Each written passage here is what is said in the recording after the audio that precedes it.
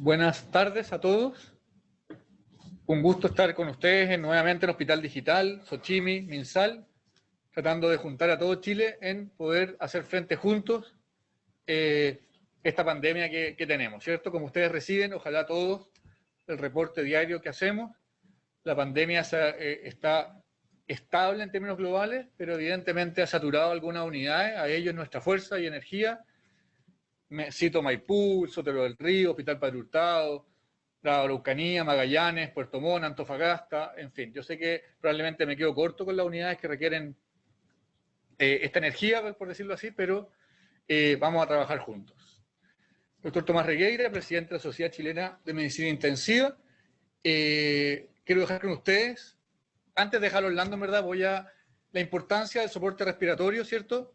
En Chile vamos con tasas de mortalidad en pacientes menores al 5% en pacientes de UPC, a diferencia del hemisferio norte, con grandes mortalidades, producto de la saturación del sistema, ¿no es cierto? Y el soporte respiratorio es clave, ¿cierto? Y el soporte no invasivo ha estado en la polémica en el sentido de lo podemos ocupar o no, qué tipo de soporte no invasivo, cómo adaptarlo al paciente para ocuparlo en forma invasiva. Todos esos tópicos queremos tocar hoy día con expertos. Así quiero dejar en primer lugar al doctor Orlando Díaz. El doctor Orlando Díaz es broncopulmonar, es intensivista. He tenido el gusto de trabajar con él muchos años. Así que, Orlando, adelante y todo suyo el micrófono. Muchas gracias. Buenos días a todos. Vamos entonces a comenzar con esta primera parte que sería relacionada con el rol del soporte respiratorio no invasivo en la falla respiratoria por COVID-19, básicamente los fundamentos fisiológicos y las indicaciones generales. Para comenzar, algunas definiciones.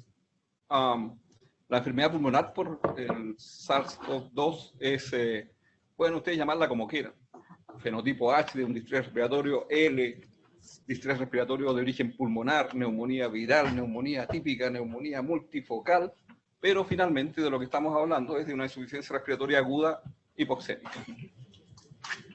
Y ya sabemos también que aquí no hay vacuna, los antimaláricos, los anticoagulantes, los inhibidores de la citoquina, los antirretrovirales, los corticosteroides, si es que tienen algún rol, es un rol marginal, de tal manera que lo que importa finalmente es que mientras no sepamos nada cómo tratar al virus, tenemos que hacer soporte respiratorio de la enfermedad pulmonar, que parte en el no invasivo, eventualmente, y termina en el soporte invasivo.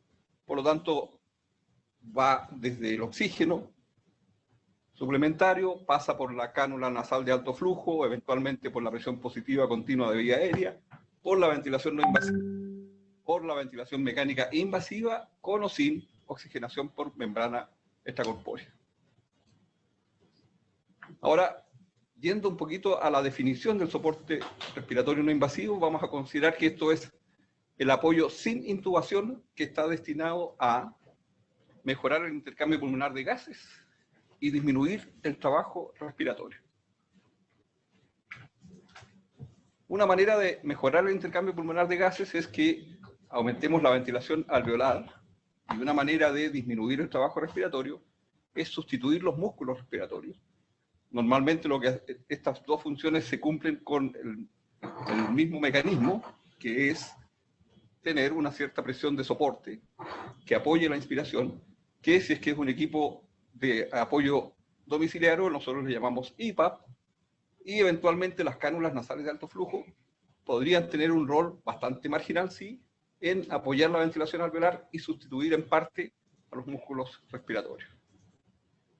Por otro lado, podemos también mejorar el intercambio pulmonar de gases disminuyendo el cortocircuito intrapulmonar, a la vez que podemos también disminuir el trabajo respiratorio, mejorando las propiedades mecánicas del sistema respiratorio. Y todo esto se puede lograr a través de un mecanismo común que sería la aplicación de presión positiva de final de expiración, EPAP si es un equipo domiciliario de ventilación no invasiva, CPAP y eventualmente también la cánula nasal de alto flujo. ¿Qué sabemos respecto a la cánula nasal de alto flujo en la insuficiencia respiratoria hipoxémica? Bueno, en primer lugar, respecto a los mecanismos de acción, nosotros sabemos, y este es un trabajo que que está publicado el año 2017, me parece que es uno de los más representativos, muestra que, por ejemplo, en términos de oxigenación, mejora la PAFI de manera significativa en todos los sujetos en los cuales aquí se aplicó primero una máscara de oxígeno y posteriormente la cánula nasal de alto flujo. Y lo otro que se observó también es que la ventilación minuto, que aquí está corregida por la PCO2, para poder comparar a sujetos con niveles distintos de PCO2, la ventilación minuto disminuye con la aplicación de la cánula. ¿Qué significa eso? Que de alguna manera o disminuyó el estímulo respiratorio para que la ventilación minuto disminuyera, o bien se produjo alguna alteración en el centro respiratorio producto probablemente de la mejoría del intercambio de gases, que hizo que ya no se necesitara esa ventilación minuto elevada que tenía el paciente al principio. Desde el punto de vista mecánico, acá tenemos a la izquierda las deflexiones de la presión esofágica, al medio está la relación entre el volumen corriente y las deflexiones de la presión esofágica, y ustedes pueden observar que las deflexiones de la presión esofágica disminuyen cuando uno aplica cánula de alto flujo, probablemente por dos mecanismos. Una posibilidad es que uno haya modificado las características del sistema respiratorio, por lo tanto al sujeto le cuesta menos ventilar. La otra posibilidad es que la cánula esté aportando un cierto soporte ventilatorio inspiratorio, de tal manera que el sujeto no ha mejorado su capacidad, sus características mecánicas, pero sí tiene este apoyo inspiratorio de la cánula. Por otro lado, la relación entre el volumen corriente y las deflexiones negativas de la presión esofágica, aquí lo que se ve es que la mayoría de los sujetos aumenta. ¿Qué significa eso? Significa que para un volumen corriente dado, el sujeto está haciendo menos esfuerzo respiratorio. Esto también puede deberse a dos cosas. Una es que hayan mejorado las propiedades mecánicas del sistema respiratorio, y la otra es que la cánula entregue un cierto soporte inspiratorio. Pero acá a la derecha lo que vemos es que el volumen pulmonar de final de expiración, que está medido aquí con impedanciometría, aumenta, lo que significa que hay un cambio en las propiedades mecánicas que permite que se reclute pulmón y se produzca este aumento del volumen pulmonar. Entonces, si queremos resumir de alguna manera las funciones de la cánula nasal de alto flujo, podríamos decir que sí tiene un efecto sobre la presión inspiratoria, es decir, facilita de alguna manera la inspiración, pero no lo suficiente como para aumentar el volumen corriente, cosa muy importante porque esto significa que si yo aplico la cánula nasal de alto flujo, no voy a estar propiciando un daño pulmonar inducido por un aumento del volumen corriente más allá de lo que pudiera ser razonable. Disminuye la frecuencia respiratoria, sí, ya lo vimos en los gráficos anteriores, lo que significa que el trabajo respiratorio por minuto se reduce. Por otro lado, el efecto presión positiva de final de expiración de la cánula aumenta la distensibilidad del pulmón, aparentemente por lo menos, lo que también redunda en una disminución del trabajo respiratorio. A su vez, este efecto de presión positiva de final de expiración disminuye el cortocircuito intrapulmonar, lo que redunda en un aumento de la presión arterial de oxígeno y una disminución del estímulo del centro respiratorio, que también está dada por la disminución del trabajo respiratorio, de tal manera que el sujeto que está en una cánula, al disminuir el trabajo, disminuye la disnea y mejora su oxigenación. Las dos cosas que uno busca con un apoyo respiratorio no invasivo. Hay además un lavado de CO2, producto de los altos flujos que genera la cánula, de tal manera que se produce un lavado del espacio muerto anatómico, y eso redunda en una mejoría de la ventilación alveolar, pero no porque mejore la ventilación alveolar en sí misma, sino que porque yo le estoy disminuyendo el trabajo a la ventilación alveolar, en el sentido de que estoy barriendo ese CO2 que debería barrer habitualmente la ventilación. De tal manera que el efecto final no es un cambio de la PCO2, porque el barrido no es de tal magnitud como para producirlo, pero esto cambia también el estímulo al centro respiratorio y también lo disminuye, de tal manera que tengo varias razones por las cuales el estímulo se reduce, y por otro lado hay una mejoría del intercambio que hace que ese estímulo también disminuya. Ahora bien, ¿es desde el punto de vista clínico útil la cánula en la insuficiencia respiratoria aguda hipoxémica? Aquí tenemos uno de los últimos metaanálisis. Me parece que es interesante este metaanálisis porque excluyó todo lo que uno podría llamar factores confundentes, como son la aplicación de la cánula de alto flujo en sujetos que están siendo destetados de la ventilación mecánica. No me parece que eso corresponda a una insuficiencia respiratoria. De tal manera que esto que está aquí son solamente estudios clínicos en los cuales se ha comparado la cánula frente a oxígeno suplementario en pacientes que han debutado con una insuficiencia respiratoria aguda hipoxémica. Lo que observamos es que hay un efecto significativo sobre la posibilidad de intubación. Se reduce con la cánula, pero esta reducción es de un 4% aproximadamente, que significa que de cada 23 pacientes que yo ventilo con la cánula, uno evita una intubación. O sea que más o menos son 5 pacientes por cada 100 que yo ventilo en que voy a estar disminuyendo una intubación. Si lo mira uno desde el punto de vista de la eficacia es relativamente marginal.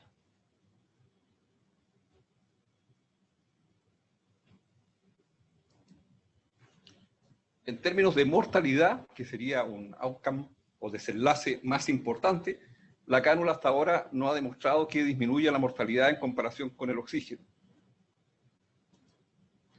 De tal manera que lo que podemos decir hasta ahora es que la cánula nasal de alto flujo lo que hace es reducir discretamente la posibilidad de que uno tenga que intubarse por una insuficiencia respiratoria, no modifica en forma significativa el volumen corriente, de tal manera que en teoría por lo menos yo no estoy induciendo daño asociado al uso de la cánula, y disminuyo la disnea y mejoro el intercambio de gases.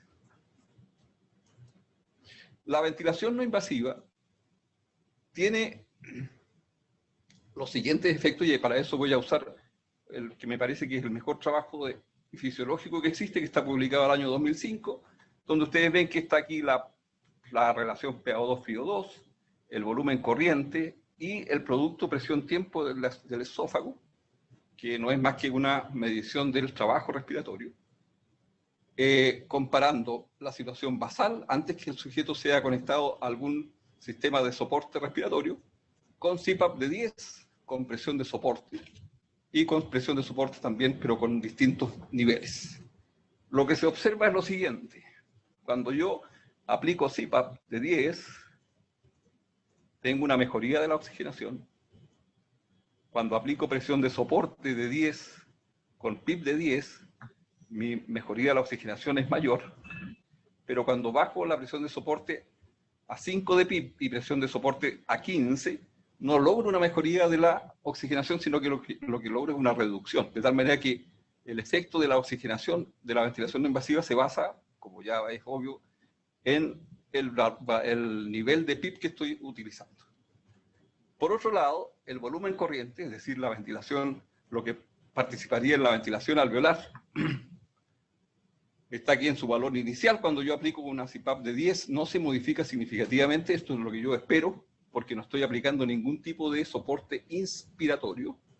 Cuando aplico presión de soporte de 10, se produce un aumento del volumen corriente que es significativo, y más aún cuando la presión de soporte es de 15. O sea, cuando quiero mejorar la oxigenación, lo que importa es el nivel de PIP. Cuando quiero mejorar el volumen corriente, lo que importa es la presión de soporte. Cuando me fijo en el trabajo respiratorio, a medida que voy aumentando la presión de soporte, se va reduciendo más el trabajo respiratorio. ¿Por qué? Porque estoy apoyando a los músculos inspiratorios. En cambio, la CPAP, como solamente está mejorando la oxigenación, no reduce el trabajo respiratorio.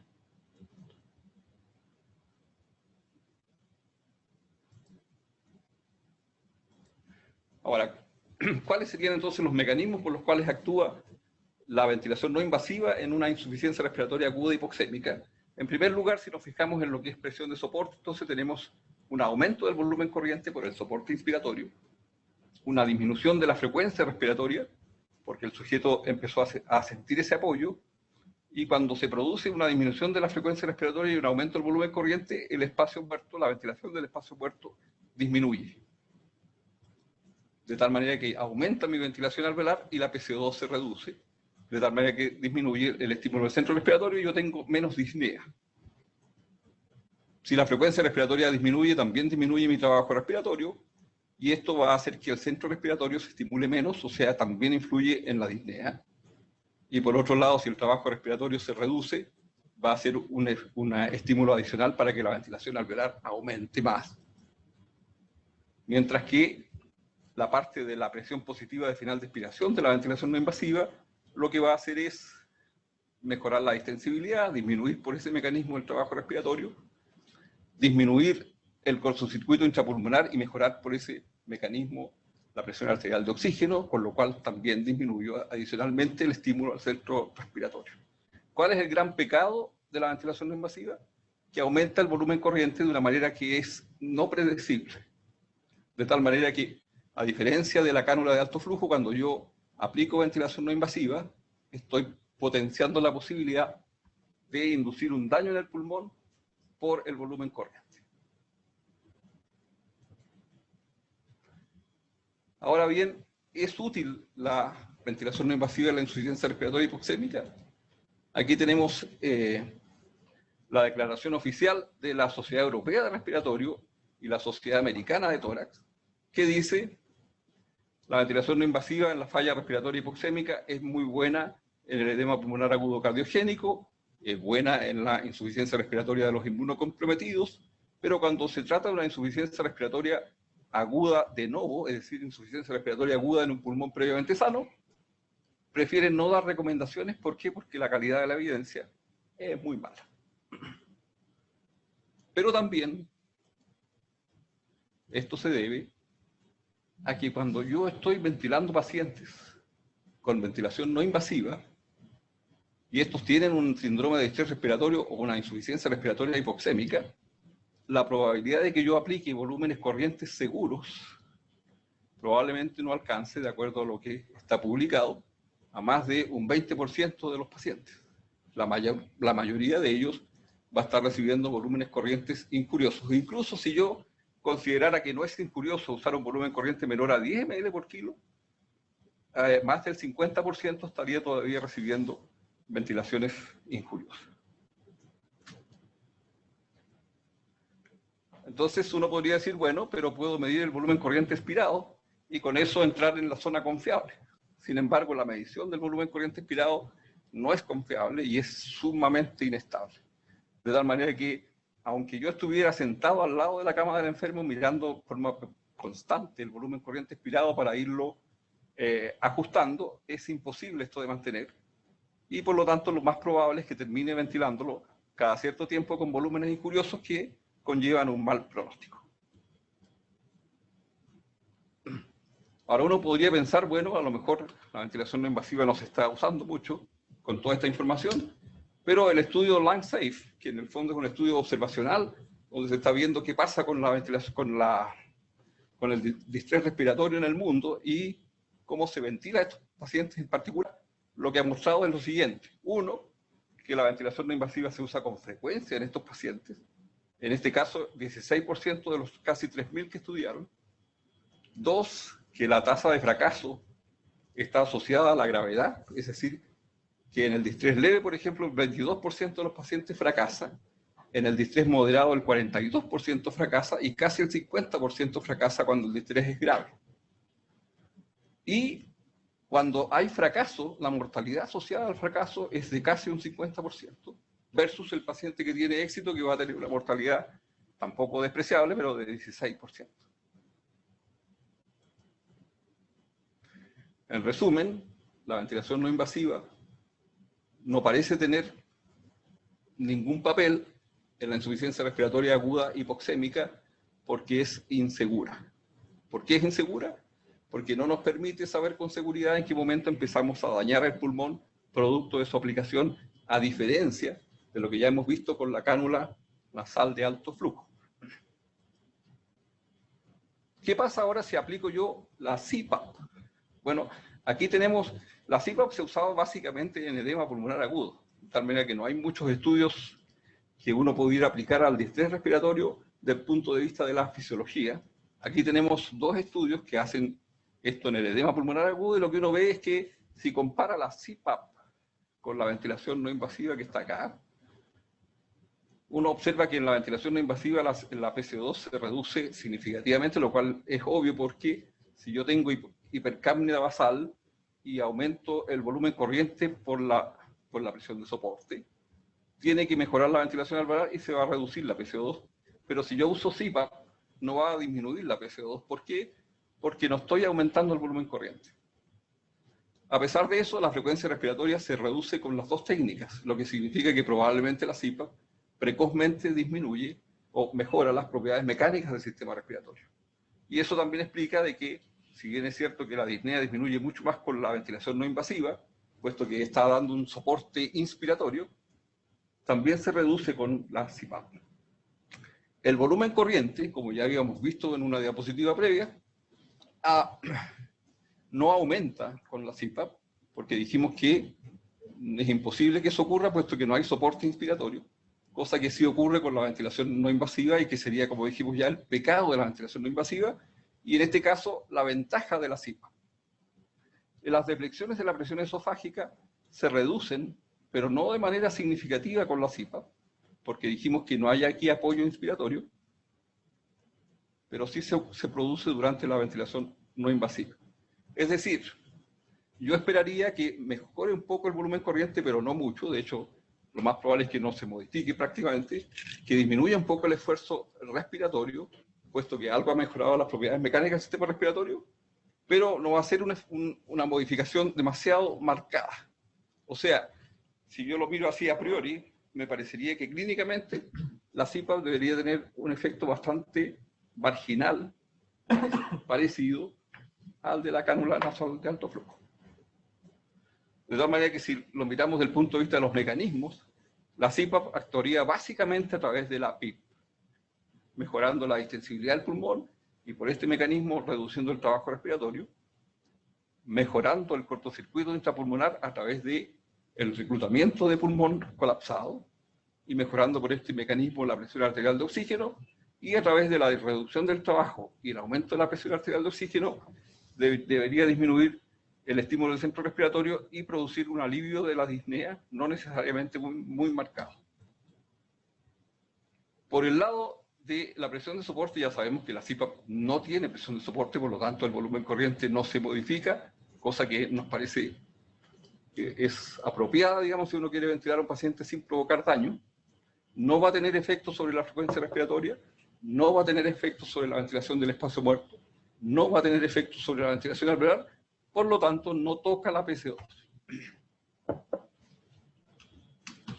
¿Cuál es el efecto clínico?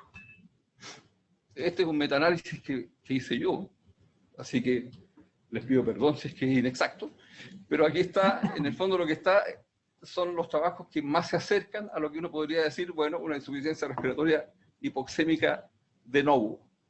Si ustedes se fijan, no es perfecto, porque si bien es cierto que aquí hay puras neumonías, en este segundo trabajo se incorporan algunos pacientes con EPOC, otros con edema pulmonar agudo y otros con síndrome coronario agudo.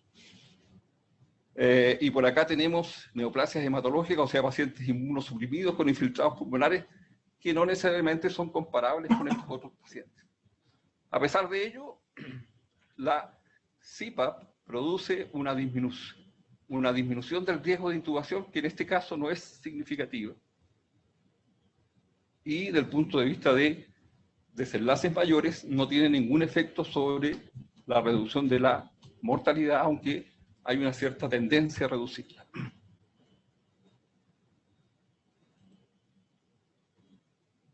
Por lo tanto, si uno tuviera que resumir lo que hemos hablado ahora, la ventilación no invasiva no me parece a mí que esté indicada en el síndrome de déficit respiratorio, es lo que además dicen dos sociedades importantes de respiratorio en el mundo, y está también avalado ahora por las recomendaciones de la Sociedad de Intensivo, bueno, la Sociedad de Intensivo Europea.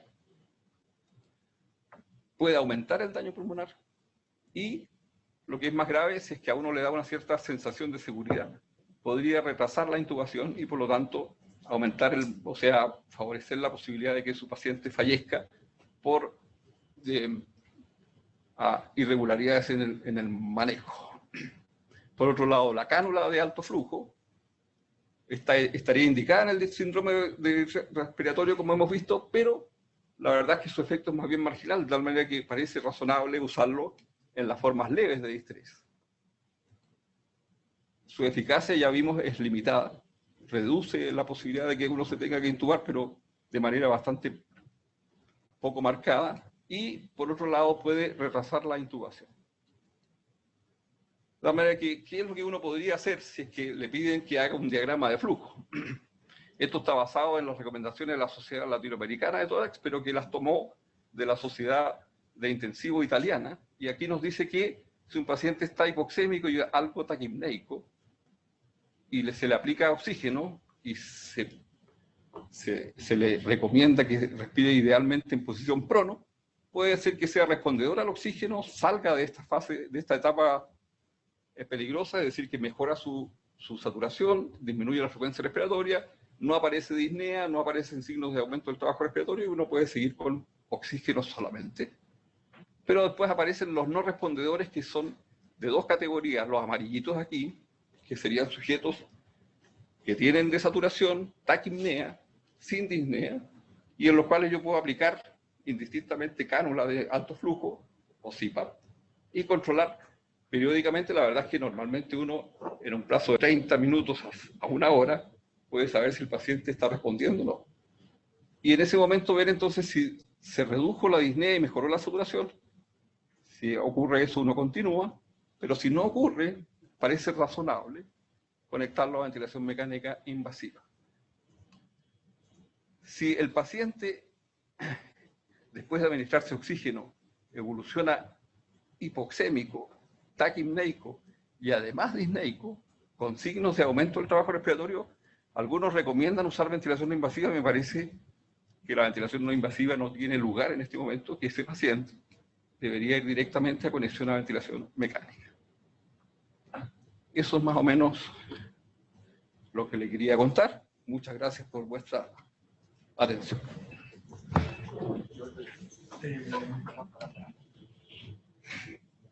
Muy bien, muchas gracias, doctor Díaz Orlando, por su presentación. Tengo algunas preguntas que voy a aprovechar de hacer ahora, dado que tenemos todavía un poco de tiempo, ¿cierto? Estamos bien.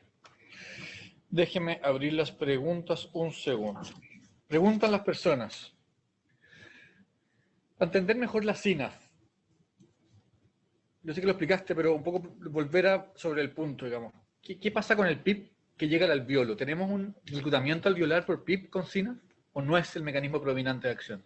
Lo más probable es que el mecanismo predominante de acción sea, uno es teórico, que es que algunos dicen que si yo aplico un flujo inspiratorio muy alto, probablemente la mezcla con aire es muy pequeña, de tal manera que la fracción inspirada de oxígeno que llega al alveolo es mucho mayor cuando yo uso flujos altos. Ese es un posible mecanismo. Y la otra posibilidad, que parece más razonable que el reclutamiento propiamente tal, por la ausencia del PIB que se genera, no es de mucha magnitud. Y la otra posibilidad es que estos pacientes también, de alguna manera, tengan un poco de reclutamiento que podría deberse al pequeño PIB que genera la máquina. No sabemos de hecho tampoco cuánto genera en el alveolo. Nosotros lo único que sabemos es que hay una cierta presión positiva de final de expiración cuando la mide uno en la vía respiratoria alta. Así es que esa es una posibilidad. La otra posibilidad es que estos pacientes, en la medida que junto con la aplicación de la presión se pongan en prono, por ejemplo, pudiera facilitar la redistribución de las densidades y mejorar desde ese punto de vista la mecánica respiratoria. Pero, como digo yo, lo más probable es que el efecto definitivo sobre la mecánica respiratoria sea más bien marginal. Yo creo que eso explica también que sus efectos no sean tan maravillosos como a uno le parece en la práctica. Perfecto. Preguntan, en definitiva, a esta persona no le quedó tan claro, en ausencia de SINAF como recurso. Recordemos que la unidad de Chile no todas tienen SINAF, ¿cierto? Yo, como comisión asesora, Xochimilco y Minsal, recomendamos fuertemente comprar un alto número de SINAF y repartirlo a lo largo del país. Esto está sucediendo, pero mientras no suceda, CPAP, volver a profundizar un poco en el CPAP. Bueno, el CPAP es de alguna manera, en teoría por lo menos el CPAP es mucho más, debería ser mucho más beneficioso que la cánula. Si uno se fija en las propiedades que tiene la CPAP, y es que la presión positiva final de expiración es mucho mayor la que uno puede lograr, sin aumentar el volumen corriente. Obviamente que hay algunas consideraciones que tienen que ver con la seguridad tanto de la cánula como de la CPAP, pero eso ya va a ser discutido más adelante. Personalmente yo creo que nosotros no lo hemos usado mucho, pero me parece que es sumamente recomendable la CPAP. De hecho, los italianos y los franceses usaron mucha CPAP, a diferencia de lo que uno esperaría, digamos, que tenían tanta experiencia con la ventilación no invasiva, usaron más CPAP que ventilación no invasiva. Perfecto. Ok, va a haber que ponerle más cabeza al CPAP, una recomendación compleja, porque vamos a hablar, Stephanie nos va a hablar después de la realización con las distintas terapias, pero ok, vamos a ir a la última pregunta.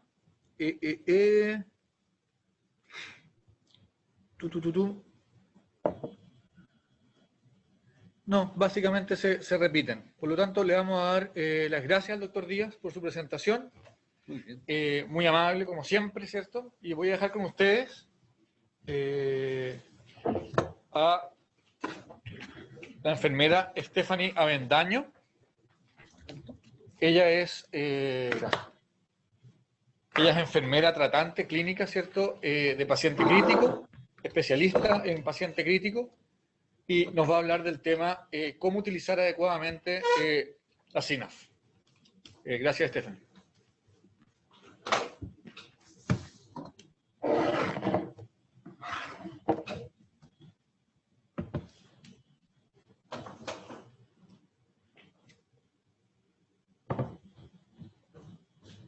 Muy buenas tardes, agradecida la invitación.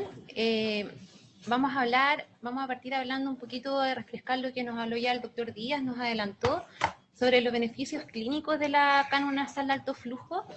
Y la verdad es que sabemos que la cánula nasal de alto flujo nos otorga flujos hasta 60 litros por minuto, y la verdad es que en condiciones bien ideales logra un acondicionamiento de gases a temperatura y humedad ideal, que es lo que ocurre en estado fisiológico, en el fondo, el trabajo que hace continuamente nuestra vía aérea superior. Y la verdad es que no podemos evitar compararla, por ejemplo, con la ventilación mecánica no invasiva, en donde sabemos que la cánula nasal de alto flujo ha reportado mayor bienestar en los pacientes, genera mucho menos ruido, menor sequedad nasal también, y la verdad es que un punto que no es menor, facilita la comunicación oral con nuestros pacientes y va a permitir también la ingesta alimentaria ya en condiciones posteriores, ya en vías de recuperación, sin tener que desconectar el circuito. A diferencia de la no invasiva, que la verdad es que genera muchas úlceras muchas veces por las interfaces que se ocupan, por presión, y la verdad es que el mal en el fondo, o con que lidiamos día a día, es el tema de la fuga. En este estudio publicado en la Respiratory Care en el año 2015, la verdad es que se midió la tolerancia de la cánula nasal de alto flujo cuando se le comparó con la ventilación mecánica no invasiva, y vemos que la cánula nasal reporta niveles en el fondo menos intolerables si la comparamos con la no invasiva, la verdad es que con creces, a la hora de desconexión y a las horas posteriores en el fondo del manejo de la terapia. Cuando se mide el outcome de disnea, la verdad es que también ha demostrado con significancia estadística reducir la disnea en una marcada mejoría cuando se le compara, por ejemplo, con terapias o oxigenoterapias habituales o con la misma no invasiva nuevamente. Si ustedes ven acá, el reporte de alivio de la disnea es de un 19% con cánula versus solo un 5 o un 13 con la ventilación no invasiva. Y ya el doctor Díaz nos adelantaba este efecto, entre comillas, de PIB, que la verdad es que en este estudio se ha demostrado en el fondo este pequeño PIB, en el fondo PERI5, cuando se ocupan altos flujos, entre 50 y 60 litros por minuto, pero la verdad es que se ha demostrado a nivel de vía aérea superior, a nivel de nasofaringe respectivamente, y esto se ha podido traducir a niveles en el fondo de presiones esofágicas, telespiratorias y traqueales, pero todo efectivamente queda en la vía aérea superior. También debemos saber que tiene, entre comillas, un efecto CPAP. Acá tenemos una imagen de impedancia pulmonar, en donde vemos que la cánula nasal de alto flujo otorga un aumento de esta impedancia, logrando aumentar el volumen pulmonar y con ello lograr, en el fondo, bajar la frecuencia respiratoria de nuestros pacientes que habitualmente con insuficiencia respiratoria aguda van a estar polimnéicos, y a su vez logra reclutar algunas unidades alveolares, finalmente logrando mejorar en parte la oxigenación junto con la mejora de la relación ventilación-perfusión. Acá vemos en esta gráfica otro estudio, un estudio fisiológico del Dr. Miller, en donde vemos que a altas, en el fondo, flujo, en la medida que yo otorgo mayor cantidad de flujo, voy a ver en el fondo que hay un mayor barrido, en el fondo, o lavado del CO2. En lo que va, en el fondo, a resumirse que voy a tener un aire, en el fondo, fresco, una reserva de gas fresco de forma continua, y con ello podría traducirse en una reducción del espacio muerto, incrementando la ventilación alveolar, y la verdad es que los pacientes reportan mucha reducción de la disnea que tenían previa a la conexión, logrando finalmente la mejora en la oxigenación. Si tenemos que hacer un resumen de cómo la cánula, en el fondo, disminuiría el trabajo ventilatorio, la verdad es que en un primer eje tenemos que lo que se otorga es un gas acondicionado a temperatura y humedad ideal, mejorando la tolerancia a esfuerzo, disminuyendo la polimnea basal, y con esto logro mejorar en el fondo la sincronía torácico-abdominal. También se ha reportado que producto de la humidificación activa que entrega, mejoro la función mucociliar y en el fondo favorezco el drenaje de secreciones. Y en una tercera instancia, en el fondo, estos efectos de presión positiva va a disminuir la resistencia a la vía aérea superior, previniendo algunas atelectasis que se pudieran ocurrir y mejorando finalmente la hipoxia mediante la mejora del BQ. Evidencia en cánula nasal de alto flujo tenemos bastante en distintas subpoblaciones, en el fondo, en el área intensiva, pero acá me voy a quedar con la población, en el fondo, que es el foco por la pandemia COVID, que son las insuficiencias respiratorias agudas hipoxémicas. Debemos recordar el estudio que validó la cánula nasal de alto flujo en el año 2015, el estudio Florali, en donde se reclutó un número, en el fondo, significativo de pacientes, 310, que cursaban con una insuficiencia respiratoria hipoxémica, pero que no era hipercápnica.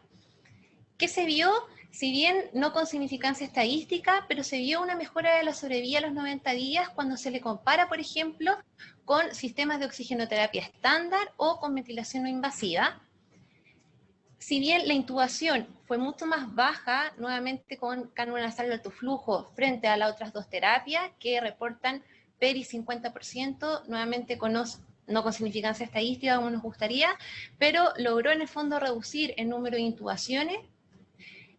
Y sí, acá en el fondo tenemos un outcome reportado, sabido, con un P estadísticamente significativo, en donde, ojo, que en este estudio el 77% de los pacientes cursaban con una insuficiencia respiratoria aguda severa, una PAFI menor a 200, en donde se vio que en el fondo los porcentajes de pacientes que fueron intubados realmente con cánula es un 35% versus sobre el 50% con las otras dos terapias. Tenemos aquí un outcome, la verdad es que conocido y reportado. Me gustaría dar algunas palabras, que aquí el llamado es, no por conectar a un paciente a cánula nasal de alto flujo vamos a retardar la intubación. Se recomienda siempre la intubación temprana ante el aumento del trabajo ventilatorio, y acá este estudio nos grafica súper bien el outcome, en el fondo, tan impactante en los intensivos como es la mortalidad, en donde un retraso en el fondo de la intubación genera una mortalidad elevada casi al doble si es que yo intubara de forma temprana. Quiero dejar unas palabras al uso que se ha visto en el fondo de cánula nasal de alto flujo en cuidados paliativos. ¿Por qué lo nombro? Porque muchas veces cuando tenemos pacientes que tenemos una adecuación del esfuerzo terapéutico, que lo vamos a tener en nuestra unidad ya de retirada, se ha visto que estos pacientes mejoran efectivamente la hipoxemia y la tos, presentan muy buena tolerancia y les permite en el fondo recuperar cierto grado de autonomía al poder realimentarse, por ejemplo, o al poder comunicarse con el equipo de salud y su familia. Ahora, ¿qué pasa en el uso de la cánula nasal de alto flujo en contexto de COVID? La verdad es que la selección de pacientes fue bien discutida en una primera instancia. Lo que sí sabemos es que sería terapia de elección para pacientes que cursen con falla respiratoria hipoxémica leve. En algunos pacientes específicos se podría incluir también para conciliar weaning en pacientes post-extubación. Ya lo vimos, en el fondo ha tenido grandes reportes en cuanto a adecuación del esfuerzo terapéutico y pacientes que francamente se encuentren con mucha disnea en cuidados paliativos. También la podríamos preferir. ¿Cuáles son las recomendaciones internacionales? La verdad es que a raíz de la experiencia internacional, la campaña Sobreviviendo a la Sepsis lanzó una guía de manejo en donde se vieron varias, en el fondo un grupo de 36 expertos se reunieron, dieron varios lineamientos en cuanto a distintas terapias de soporte y en cuanto a la terapia de soporte ventilatorio, lo que recomienda en el fondo de forma fuerte es que cuando tengo un paciente que empiece a desaturar con saturaciones menores al 90%, la verdad es que requiere ser conectado a un sistema de oxigenoterapia, ya sea en el fondo de alto flujo o oxigenoterapia convencional, la que se tenga disponible. A su vez también recomienda en pacientes con insuficiencia respiratoria aguda no hiperoxigenar. Ya sabemos que la hiperoxia en el fondo se asocia a un aumento de mortalidad por aumento de los radicales libres, así que la verdad es que mientras consiga saturaciones entre 90 y 92% con un paciente confortable, en el fondo un paciente que tenga buena mecánica y buena sincronía, la verdad es que deberíamos andar relativamente tranquilos. Fue bien discutida en el fondo la implementación o no de canon nasal de alto flujo. ¿Por qué? Por el bien sabido riesgo de aerosoles que genera, pero la verdad es que lo están recomendando, como ya vimos, en insuficiencia respiratoria aguda de leve a moderada. ¿Por qué en el fondo recomendar esto a nivel internacional? Porque ante la escasez de ventiladores mecánicos, aquí a nivel nacional todavía no hemos llegado al pico de contagio, pero se prevé en el fondo que las siguientes 2 semanas tengamos una entrada masiva a la unidad de intensivo. No sabemos si vamos a tener todos los ventiladores que nos gustaría, pero la verdad es que con esto podríamos darle una chance, un puente de salvar o zafar de la intubación orotraqueal, que también sabemos que tiene algunas, en el fondo, efectos deleterios si es que no se sabe o no tenemos equipos entrenados. En cuanto al equipamiento de la canon nasal de alto flujo, está compuesta por las siguientes partes. Tenemos un controlador de flujo y FIO2, donde sabemos que podemos administrar flujos entre 0 a 60 litros por minuto y poder ajustar la FIO2 de acuerdo a la meta de saturación que tengamos con nuestros pacientes. El sistema más disponible aquí en Chile es el sistema ERVO, que es una mezcla de oxígeno con aire ambiente mediante una turbina. Esto a posterior se va a conectar a un humidificador o calefactor, en donde se va en el fondo entregar una temperatura de 37 grados a humedad en el fondo relativa del 100%. El sistema que más tenemos acá en Chile es el OptiFlow, y posterior a la humidificación vamos a conectar las tubuladoras no condensantes, que se ha visto que impide la aparición de infecciones, y a posterior vamos a conectar la canon nasal, que ojo, este punto es súper relevante. Tenemos diferentes tamaños en el mercado, SML son las más estándar, y también tenemos adaptadores para traqueostomía. En cuanto a la programación, en adultos la verdad es que recomendamos iniciar con alto flujo. ¿Por qué? Porque en el fondo se recomienda partir con un 10% del BT programado 8 ml peso ideal, y eso en un paciente ya de 60 kilos vendría a ser aproximadamente entre un 70 a 80 litros por minuto. Así que la verdad es que se recomienda partir a flujos altos y luego ir en disminución de acuerdo al trabajo ventilatorio que tenga el paciente. En cuanto a la FIO2 ya vimos, la hiperoxia se asocia a malos outcomes, así que mientras tengo un paciente confortable, sin disnea y buena mecánica, me quedo con saturaciones entre 90 y 92. ¿Y cómo programo la temperatura? Idealmente en 37, pero siempre considerando la tolerancia del paciente. ¿Cuáles son los riesgos para el equipo de salud? Y es por esto que fue bien cuestionado en un principio el ocuparla o no. La verdad es que se ha visto, nuevamente desde el internacional de la campaña Sobreviviendo a la Sepsis, que el riesgo de aerosoles que genera la canon nasal no es muy superior al que en el fondo reporta la oxigenoterapia convencional.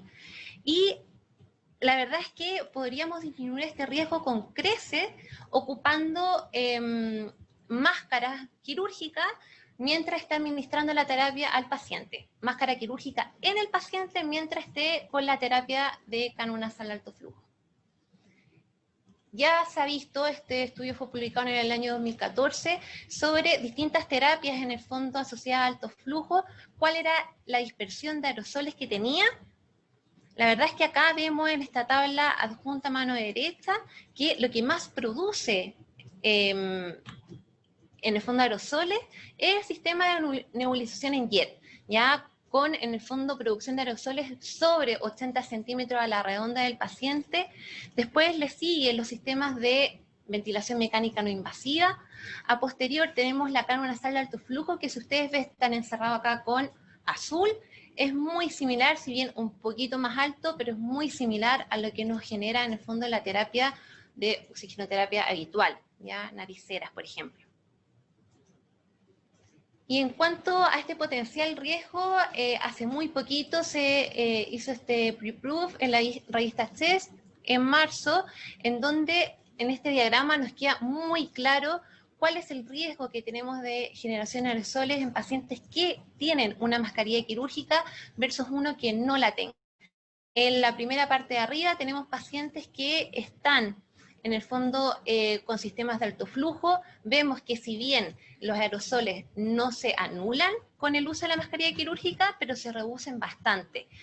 Al medio tenemos el ítem de oxigenoterapia habitual y abajo tenemos en el fondo el estudio de ciencia in vitro en laboratorio de pacientes que no estarían ocupando mascarilla quirúrgica, pero sin ningún tipo de terapia ventilatoria asociada. La verdad es que la revista europea respiratoria nos recomienda exactamente lo mismo. La verdad es que tenemos bajo riesgo de aerolización mientras tengamos al paciente con una mascarilla quirúrgica, mientras administramos la terapia. Y desde acá, en el fondo, nuestras recomendaciones es primero que todo asegurar siempre los elementos de protección personal. Ante la entrada de cada atención, sabemos que el COVID requiere precaución de contacto, más gotita, y acá quiero ser súper enfática en donde debo estar supervisando de forma continua el correcto uso de la EPP y el correcto lavado de manos. ¿Por qué? Porque tenemos un aumento de la disponibilidad de ventiladores mecánicos en personal que actualmente se está orientando en las diferentes unidades, y es por ello que debo aplicar pautas de supervisión dentro de lo posible en los primeros estadios, y llevamos ya un mes y un poco más de pandemia nacional, y es por esto en el fondo que uno tiende de repente a aflojar ciertas medidas que sabemos que son muy avaladas por la evidencia y muy seguras de realizar también. Ante cualquier traslado de los pacientes, se recomienda hacerlo con mascarilla quirúrgica. Esto quiere decir, por ejemplo, desde el servicio de urgencia a las unidades intensivas, o por ejemplo, pacientes que se tengan que ir a pabellón, o pacientes que tengan que bajar alguna imagen, debo tenerlos con la mascarilla quirúrgica puesta mientras dure su traslado. Lo otro es educar al paciente, porque la verdad es que si bien logramos tener que lo ideal es que sea un paciente que esté puesto en una unidad con presión negativa, es lo ideal, vuelvo a reiterar, sabemos la realidad en Chile, que esto no es siempre factible, pero con las puertas cerradas dentro de lo posible. Hay que educar al paciente que cuando entre algún personal de salud en el fondo se ponga su mascarilla. ¿Por qué? Porque hay pacientes que nos han reportado mucha angustia, un poquito de claustrofobia, aumento de la disnea cuando tienen la mascarilla puesta y están con la terapia. Vuelvo a recalcar la importancia en el fondo de elegir adecuadamente la talla de la cánula nasal de alto flujo, porque con esto vamos a limitar la dispersión de aerosoles que se genera durante la terapia. Algunas palabras para la cánula nasal de alto flujo que la hemos visto en experiencias internacionales. La verdad es que no tenemos evidencia de calidad como nos gustaría. La verdad es que solamente tenemos reportes de casos, series de casos aisladas, pero la verdad es que en pacientes ventilando espontáneo que tenga disponible la cánula nasal frente a una hipoxemia, en el fondo una falla respiratoria leve a moderada, cuando es puesto en prono, tiene cierto grado de racionalidad fisiológica. Ya vimos en el fondo de la charla que nos entregó el doctor Brun, en donde la mayoría de estos pulmones son blandos en primeros estadios, sobre todo si no tiene antecedentes previos, y es por ello que la posición prono acá es lo ideal, siempre y cuando sea implementada en ambientes controlados. ¿Por qué pongo esta imagen acá? La neo, la verdad es que nos saca un poquito de ventaja en cuanto a esta terapia, no se hace de forma rutinaria, pero sí la verdad es que es frecuente, pero siempre y cuando disponga en pacientes que se encuentren con monitorización continua, no solamente desde el punto de vista de la macrohemodinamia, sino que también personal entrenado, para estar activamente viendo si no hay algunos signos de alerta que voy a nombrar a posterior, en donde se prevea una intubación que podría pasar de ser semiprogramada a intubación de urgencia. Y la verdad es que aquí se hace esencial, tengo el recurso de crear protocolos para este tipo de pacientes. Para finalizar, no debemos olvidar los signos de alerta, debemos monitorizar de forma continua ante cualquier aumento del trabajo ventilatorio de un paciente conectado a cámara nasal. Esto quiere decir aumento de la disnea, un paciente más polimneico, ocupando musculatura accesoria, un paciente que empieza a desaturar de forma progresiva o que rápidamente empieza a requerir mayores flujos de FiO2. La verdad es que estamos ante signos de alerta inminentes de una intubación temprana, que es lo que se recomienda. No retrasar la intubación, no llegar a ventilar al paciente cuando ya se encuentre con fatiga ventilatoria, porque el riesgo de error es alto. Y recordar que estos pacientes tienen disminuida su reserva fisiológica pulmonar, ¿ya? Y por ello, en el fondo, pequeños estresantes desde el punto de vista metabólico, por ejemplo, pacientes con mucha tos, pacientes febriles no controlados, y estos pacientes se ha visto en el fondo que en estadios de subfebril ya toleran muy mal la fiebre y presentan calofrío. La verdad es que como equipo de enfermería nos tenemos que hacer cargo de controlar esto en estadios tempranos para no llegar a la fatiga y para no llegar corriendo a la intubación endotraqueal.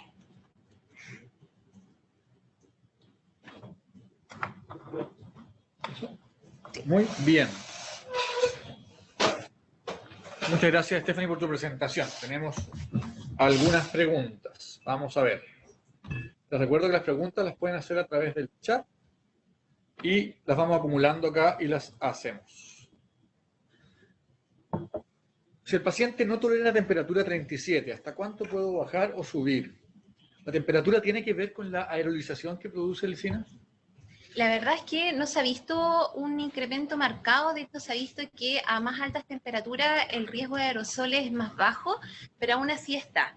La verdad es que es según tolerancia, sobre todo en los primeros estadios de conexión. Lo que queremos a toda costa, más que lograr una temperatura ideal, es poder lograr en el fondo un paciente en el fondo sin disnea, un paciente sin aumento del trabajo respiratorio, que no esté incómodo en el fondo con la cámara nasal de alto flujo. La máscara del paciente es quirúrgica, ¿no es cierto? Sí, es una mascarilla quirúrgica, no es necesario implementar en estos pacientes N95, una mascarilla quirúrgica basta, mientras se mantenga en unidades, vuelvo a reiterar, ojalá con prisión. Hay que tratar de racionalizar el recurso. Si es que tengo disponible, en el fondo, unidades con presión negativa y un paciente conectado a cánula, la verdad es que es lo que se sugiere, sino tratar de mantener los box con las puertas cerradas. ¿Cuántas horas dura esta mascarilla en el SINAF? ¿Cada cuánto habría que cambiarla? ¿Crees? La mascarilla quirúrgica, la verdad es que se ha visto cierto nivel de eficiencia en 6 horas. En 6 horas, la verdad es que si la recambiamos no debería haber problema y no perdería su efecto de filtro. Perfecto. Hay unas preguntas complejas, pero bueno. ¿Se puede? Por supuesto que se puede, digamos, poner al paciente en prono con SINAF.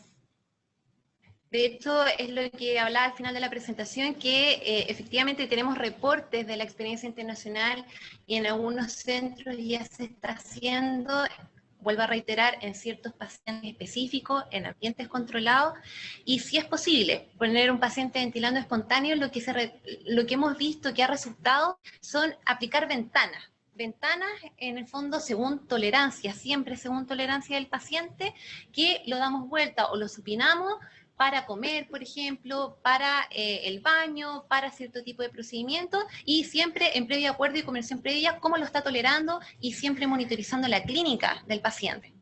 Perfecto. Entonces el SINAF, un poco en el contexto, tendría un rol, ¿no es cierto?, en manejo del distrés, una prueba terapéutica, ¿no es cierto?, antes de intubar, digamos.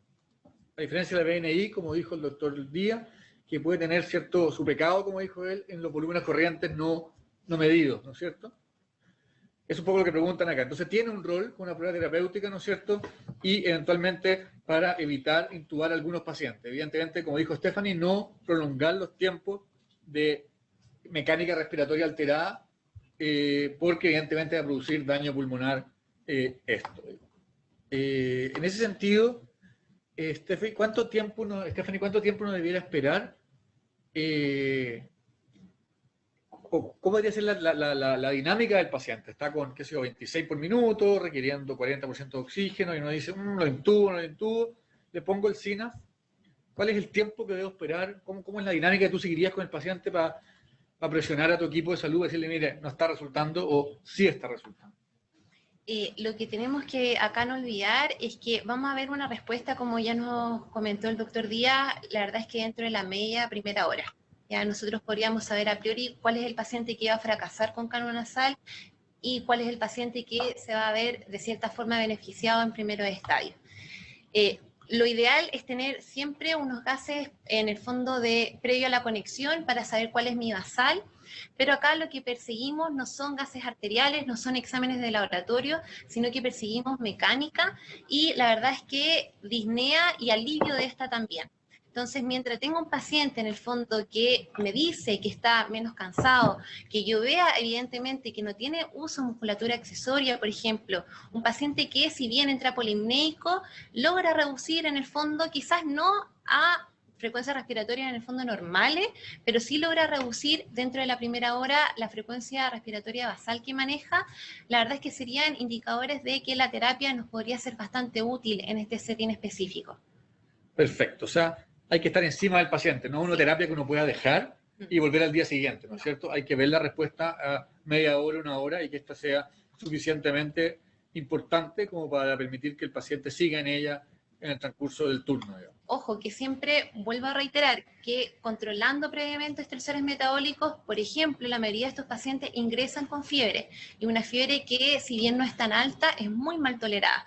Entonces, en el fondo, tengo que hacerme cargo de estas primeras premisas que podrían empeorar, en el fondo, el trabajo ventilatorio, y una vez que las tenga optimizadas, en el fondo, empezar a monitorizar activamente desde el punto de vista clínico. Súper, muchas gracias, Stephanie. Creo que quedó súper claro el rol, el momento y las protecciones para ocupar de manera cual de forma segura, tanto para el personal como para el paciente. Así que muchas gracias, Stephanie. No, de nada. Muy bien. Muy bien, seguimos con este seminario, este simposio de ventilación mecánica no invasiva en paciente COVID. Voy a dejar con ustedes ahora al kinesiólogo Roque Basualto, ¿cierto? Roque es kinesiólogo especialista en terapia intensiva y está haciendo su doctorado también de manera de profundizar sus conocimientos. Muy bien, Roque nos va a hablar, ¿cierto?, de ventilación mecánica no invasiva, dónde ponerlo, cuál es su rol y cómo hacerlo en forma segura. Muy bien, gracias, Roque. Muchas gracias por la invitación. Para partir, tenemos que recordar que, por definición, la ventilación mecánica no invasiva es un sistema que no es 100% hermético, como lo puede llegar a ser la ventilación mecánica invasiva. Por lo tanto, esto pudiese ser una fuente generadora de aerosoles, y es en ese contexto que incluso se ha puesto en duda su utilización en la actual pandemia de COVID. Por lo tanto, vamos a revisar algunas consideraciones de seguridad para poder realizar la ventilación mecánica no invasiva. Primero que todo, vamos a recordar algo de qué sabemos con respecto a la infección del personal de salud, y probablemente toda la evidencia que podemos encontrar en la literatura actual es la que nos dejó la epidemia del SARS en el 2002. Este es un estudio retrospectivo canadiense en el cual se determinó que el personal sanitario que atendió a pacientes que fueron usuarios de ventilación mecánica no invasiva tenían un aumento del riesgo de desarrollar una falla respiratoria aguda. Sin embargo, este estudio no logró significancia estadística, pero puso sobre el tapete probablemente cuál pudiese ser el riesgo en el cual está el personal de salud. Tenemos que recordar que en la epidemia del SARS, un gran porcentaje del personal sanitario se contagió, e incluso se reporta que incluso hasta el 20% de los casos más severos fueron personal de salud. Por lo tanto, ¿qué más sabemos sobre el respecto del riesgo del personal de salud? Acá tenemos que este es un estudio de casos y controles en donde se determinó que el uso de la ventilación mecánica no invasiva es un factor de riesgo para contagio. Ese trabajo sí alcanzó significancia estadística y por lo tanto también nos ponen antecedentes cuáles son los potenciales riesgos de esta terapia. Sin embargo, yo me quedo con estos dos trabajos, son unos trabajos más pequeños, pero metodológicamente de mejor calidad probablemente. Y fíjense acá que este es un trabajo en el cual se reclutaron 20 pacientes que fueron usuarios de ventilación mecánica no invasiva. Y lo interesante de esto es que los autores reportan que de los 105 trabajadores que atendieron a estos pacientes, ninguno se contagió. Por otro lado, este segundo reporte, en el cual 27 pacientes recibieron ventilación mecánica no invasiva, los autores también reportan que ninguno del personal de salud se contagió. Por lo tanto, nos sale la pregunta de forma automática, ¿qué utilizaron para tener estas tasas de contagio en cero? Y probablemente acá muchas de las personas y muchos de los centros ya están pensando en qué utilizar de forma segura y probablemente ya se le ocurrió incluso estos mismos puntos. ¿Qué utilizaron ellos? Bueno, fíjense que utilizaron máscaras faciales sin fuga, puertos exhalatorios en el circuito, un filtro viral bacteriano en la posición de antes de la exhalación del aire, y súper importante, los elementos de protección personal que utilizó el personal sanitario. N95, pechera, guantes, protector facial y gorro. Probablemente vamos a ser bien majaderos en ese sentido, que este es uno de los puntos cruciales en evitar el riesgo de contagio del personal de salud, incluso no solamente los pacientes que reciben ventilación mecánica no invasiva, sino que en todo tipo de pacientes con COVID. Pero el miedo sigue estando. ¿Y qué pasa con la producción real de aerosoles? Este es un estudio antiguo, el trabajo de UI, donde se implementó un modelo que utiliza aire marcado con humo, ¿ya? Un modelo que puede tener todos los defectos que ustedes quieran, pero nos entrega algo de información. Y acá tenemos una interfase nasobucal con fuga en la máscara. ¿Y qué determinaron ellos? Que si ustedes se fijan, este es la gráfica de la distancia que alcanza esta columna de humo, ¿ya? En dos ejes.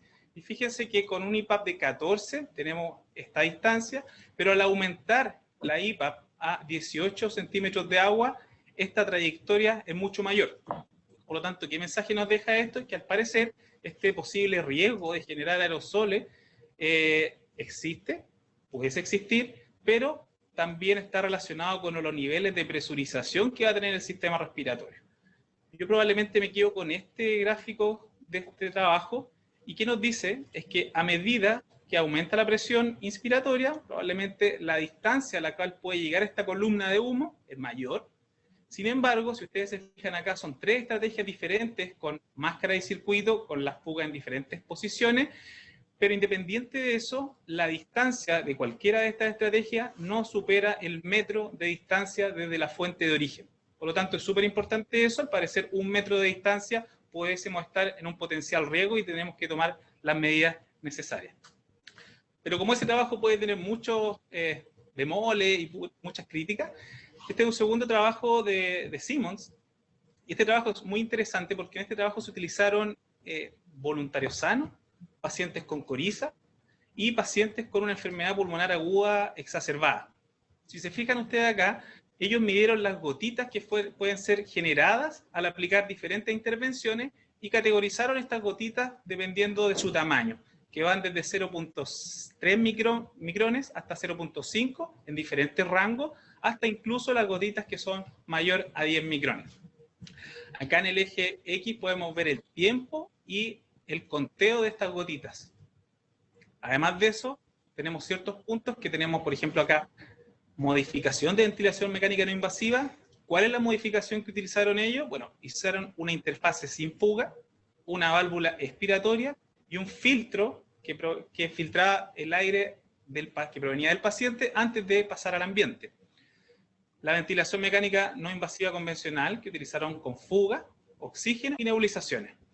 ¿Y qué nos dice esto? Fíjense acá que la modificación de la ventilación mecánica no invasiva, cuando se aplica, no hay cambios en la concentración o el conteo de gotitas pequeñas, es lo mismo que en el basal, y tampoco hay cambio en estas gotitas grandes. Por lo tanto, con esta estrategia, al parecer, el riesgo de generar las gotitas disminuye.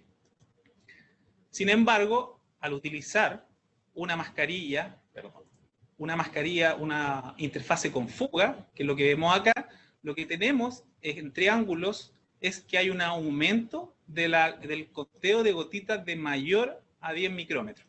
Por lo tanto, al parecer esta estrategia es posible generar gotitas, pero son gotitas de mayor tamaño, porque no hay una modificación en las gotitas pequeñas, que son las que pudiesen quedar suspendidas en el ambiente y generar riesgo. Pero fíjense en este último punto, la nebulización, que ya se ha tocado en algunos puntos anteriores, y este tipo de nebulización que utilizaron es nebulizador en tipo jet. ¿Qué pasa con esta intervención? No pasa nada con las gotitas grandes, sin embargo, fíjense lo que pasa en el aumento del conteo de las gotitas con las gotitas pequeñas, por ejemplo las de 0.3 a 0.5 e incluso a las de 1 hasta 3, genera un aumento importante en la concentración del conteo de estas gotitas. En la consideración que esta es una escala logarítmica, por lo tanto, existe un aumento considerable de esta concentración. Y estas son las gotitas que nosotros pudiésemos estar en riesgo en contagio. Sin embargo, si volvemos a la ventilación mecánica no invasiva, nuevamente se sugiere, al parecer, que la interfase sin fuga y la válvula expiratoria más un filtro que filtre este aire antes de salir al ambiente, parece ser la estrategia más adecuada. Vamos un poco a cuando ya decidimos que vamos a utilizar esta terapia, cuáles son las consideraciones técnicas que debiésemos tener. Idealmente, si tenemos una habitación con presión negativa, utilizar estas habitaciones con presión negativa. Sin embargo, yo sé que estas habitaciones no abundan en nuestro país. Por lo tanto, la segunda instancia es utilizar habitaciones que sean individuales, que tengan la posibilidad de cerrar, mantener, ojo, estas habitaciones sí o sí cerradas. Y bueno, si tampoco tenemos esa alternativa, pasar a la siguiente alternativa, que ya son las piezas compartidas, con una distancia de mayor de 2 metros entre las camas. Bueno, acá podemos decir, ¿qué pasa si recién acabamos de nombrar que las gotitas que se pueden generar son gotitas que son mayores a 10, por lo tanto no quedan suspendidas? Sin embargo, tenemos que tener la consideración que, nuevamente, la ventilación no invasiva no es un sistema hermético, y estamos muchas veces en presencia de fugas no intencionales, desconexiones del paciente que pudiesen también generar dispersión mayor. ¿Cuáles son los equipos que vamos a utilizar para hacer ventilación mecánica no invasiva? De primera instancia, utilizar equipos de doble rama, ventiladores mecánicos convencionales diseñados para hacer ventilación mecánica invasiva. Tenemos una amplia variedad en el mercado chileno de marcas y distintos modelos que tienen los software incorporados que nos permiten hacer ventilación mecánica no invasiva con un circuito de doble rama. Si no contamos esto como primera alternativa, teniendo en consideración la posible falta de equipos que pudiésemos estar en un tiempo más, la segunda opción que tenemos es ocupar ventiladores mecánicos no invasivos convencionales. Son ventiladores que usan una turbina muchas veces para poder generar estos flujos, y son ventiladores que usan circuitos de monorama. Acá solamente tenemos 2 ejemplos que vamos a ver. ¿Cuáles son las interfaces? Y acá hay que hacer un punto muy importante, es que los equipos tienen que saber con los implementos técnicos que cuentan actualmente. No podemos estar improvisando y darnos cuenta que tenemos una interfase con fuga que estamos utilizando. Muchas veces las fugas de las máscaras no se ven a simple vista, por lo tanto, leer las características técnicas. En este caso, una máscara nasobucal con fuga en el codo o en la propia máscara no está recomendada en esta terapia. Sin embargo, nasobucales que eliminen la fuga y la válvula antiasfixia son las recomendadas en este caso. Acá tenemos una máscara clásica ya que utilizamos actualmente en ventilación mecánica no invasiva, la cual viene con este tipo de codo, el cual tiene una fuga en esta zona de la máscara, y además de eso, tiene una válvula antiasfixia que está en esta posición. Sin embargo, como dijimos, no utilizar este tipo de máscara. Esta máscara se le puede desacoplar este sistema y conectar finalmente este codo azul que elimina la fuga y elimina la válvula antiasfixia, que no es un sistema que queda 100% cerrado. Por lo tanto, esta es la posición final de cómo quedaría una interfase con el codo azul que elimina la fuga y elimina la válvula antiasfixia, más un filtro. ¿Cuáles son los circuitos para realizar entonces? Va a depender del tipo de equipo que utilicemos. Si utilizamos un ventilador mecánico pesado convencional, vamos a utilizar un circuito de doble rama con sus respectivos filtros. Y también tenemos dos alternativas para utilizar el monorama. Por ejemplo, acá tenemos un circuito con una fuga, con una válvula exhalatoria pasiva. Y también existen los circuitos monorama con válvula exhalatoria activa. Va a depender de las características técnicas del equipo. Respecto a los circuitos y las posiciones de los filtros, en este caso tenemos un circuito de doble rama, en donde por una rama va la inspiración. La posición de los filtros es bastante similar a la que utilizamos en ventilación mecánica invasiva. Posterior de la Y, tenemos el filtro y la máscara del paciente. En un circuito de monorama, con una fuga intencional, en donde el flujo de gas es de forma unidireccional, tenemos que considerar que la posición correcta del filtro es fuga, filtro y posteriormente la interfase del paciente. De la misma forma, cuando utilizamos circuitos con válvula exhalatoria, de forma unidireccional el flujo va en esta dirección, la posición correcta del filtro nuevamente es entre la parte exhalatoria del circuito y el paciente. Como consejo general acá, probablemente la lógica nos va a ayudar mucho a la correcta posición del filtro y evitar cometer errores. Por lo tanto, nosotros debiésemos tener en mente que siempre, antes de que el aire exhalado pase al ambiente, debiese pasar por un proceso de filtrado. De esta forma, vamos a retener en el filtro las partículas virales. Por lo tanto, pensar bien por dónde va a salir el aire exhalado y en alguna posición del circuito debiese tener un filtro viral bacteriano, filtro EVA, que me permita filtrar las partículas virales. Acá tenemos un ejemplo un poquito más explicativo, en donde tenemos un ventilador de monorama, un filtro viral bacteriano en la monorama. Posteriormente, un puerto exhalatorio pasivo, en este caso es una especie de T, y posteriormente la interfase. Acá tenemos el filtro, ¿ya? En esta posición debiese ir el filtro para filtrar partículas virales antes de que éstas salgan al ambiente. Esta es una imagen que tomé de la guía de recomendaciones de armado y uso de filtro de ventilación mecánica desarrollada por la Sochimi. Por lo tanto, los invito también a que revisen esta guía, que también se sugieren bastantes cosas y hay ciertas imágenes muy explicativas de cuáles son las correctas posiciones.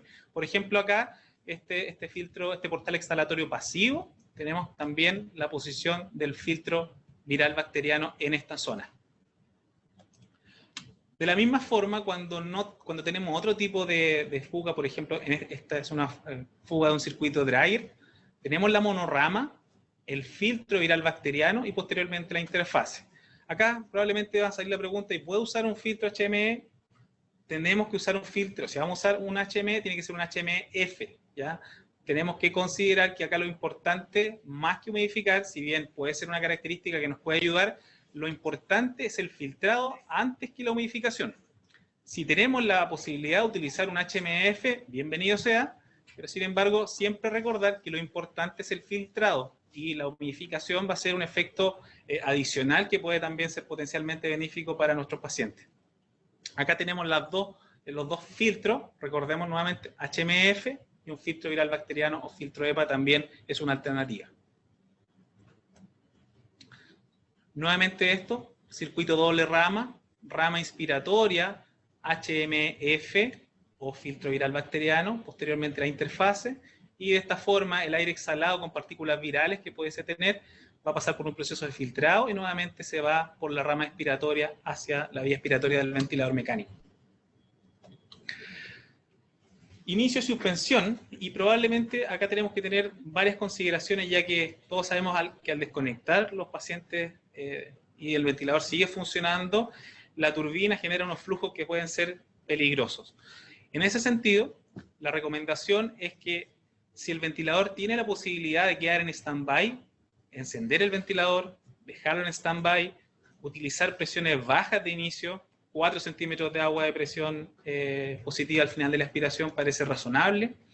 Posterior a eso, ajustar la interfase del paciente lo mejor posible, evitando las fugas no intencionales que están por la periferia de la interfase, y posteriormente, cuando ya tenemos la interfase ajustada, dar inicio a la ventilación mecánica y proceder finalmente al seteo de los parámetros que van a ser presiones, objetivos, dependiendo del trabajo respiratorio del paciente, y además de eso, parámetros un poquito más finos como rise time, ciclado, etc. Cuando hacemos el proceso inverso y vamos a suspender por una desconexión X al paciente, se sugiere que el ventilador, igual que lo hacemos en la ventilación mecánica invasiva, dejarlo en stand-by y posteriormente ir al retiro de la interfase, ¿ya? Ojo, siempre tener esa consideración de la misma forma que lo estamos teniendo con la ventilación mecánica invasiva. El ventilador no puede estar generando flujos de aire cuando no está conectado al paciente. Además de eso, podríamos considerar la utilización de una mascarilla quirúrgica cuando se desconecta el paciente por X motivos, por descanso, por alimentación, etc. Aerosol terapia es algo que ya han visto probablemente. Solamente una imagen. La administración de terapia inhalada se debe realizar preferentemente con inhalador de dosis medida, ¿ya? ¿Por qué? Bueno, porque probablemente esta es la condición que tenemos más habitualmente en las unidades. Además de eso, recordar que los nebulizadores tipo JET, que son los que son ampliamente utilizados en todos los hospitales, pueden generar aerosoles y partículas en suspensión. Por lo tanto, idealmente tener un conector que va a ir posterior a la máscara, o sea, máscara sin fuga, el codo que no tiene ni siquiera ni fuga ni válvula antiasfixia, posteriormente el adaptador para el canister, y después de eso la fuga o el puerto exhalatorio pasivo. Sin embargo, si se requiere nebulización, preferir los nebulizadores de tipo malla. Yo sé que estos no son tan abundantes actualmente en los hospitales, sin embargo, los que tienen la posibilidad de utilizarlos, utilicen el nebulizador en tipo malla en esta posición. ¿Cuál es la ventaja que tiene este dispositivo? Es que al desconectar el dispositivo no se genera fuga de aire por esta zona. Por lo tanto, yo puedo cargar el medicamento en esta zona sin la necesidad de desconectar el circuito. ¿Cuáles son los mensajes finales? Es muy importante evaluar los implementos técnicos disponibles en las unidades. Yo creo que es el momento, todavía tenemos tiempo, para poder ver cuáles son los circuitos que tenemos disponibles, cuáles son las conexiones que necesitamos, y tenemos tiempo, si es que nos falta algo, todavía poder implementar y equipar nuestras unidades en caso de ser necesaria utilizar ventilación mecánica no invasiva. Recordar también la identificación correcta de la interfase sin fuga, interfase sin válvula antiasfixia. Segundo, todo el equipo clínico debe estar en conocimiento de cómo realizar conexiones y desconexiones. ¿Por qué es importante esto? Muchas veces hay pocos de las personas que manejan bien la ventilación mecánica no invasiva. Sin embargo, tenemos que considerar que trabajamos en un sistema de turno, que tenemos que estar, no podemos estar 24/7 la misma persona solamente que maneje toda esta información. Por lo tanto, si el paciente requiere a cualquier horario conexión o desconexión, debiesen haber gente capacitada para realizarlo. Ante cualquier duda, preguntar. Puede ser un poquito básico, sin embargo, yo les sugiero que muchas veces, si tenemos dudas en alguna conexión, en algún circuito, acérquese al kinesiólogo de la unidad. Es una opinión personal, creo que son de los profesionales más capacitados para realizar ventilación mecánica no invasiva en las unidades, con más experiencia clínica al lado de la cama del paciente.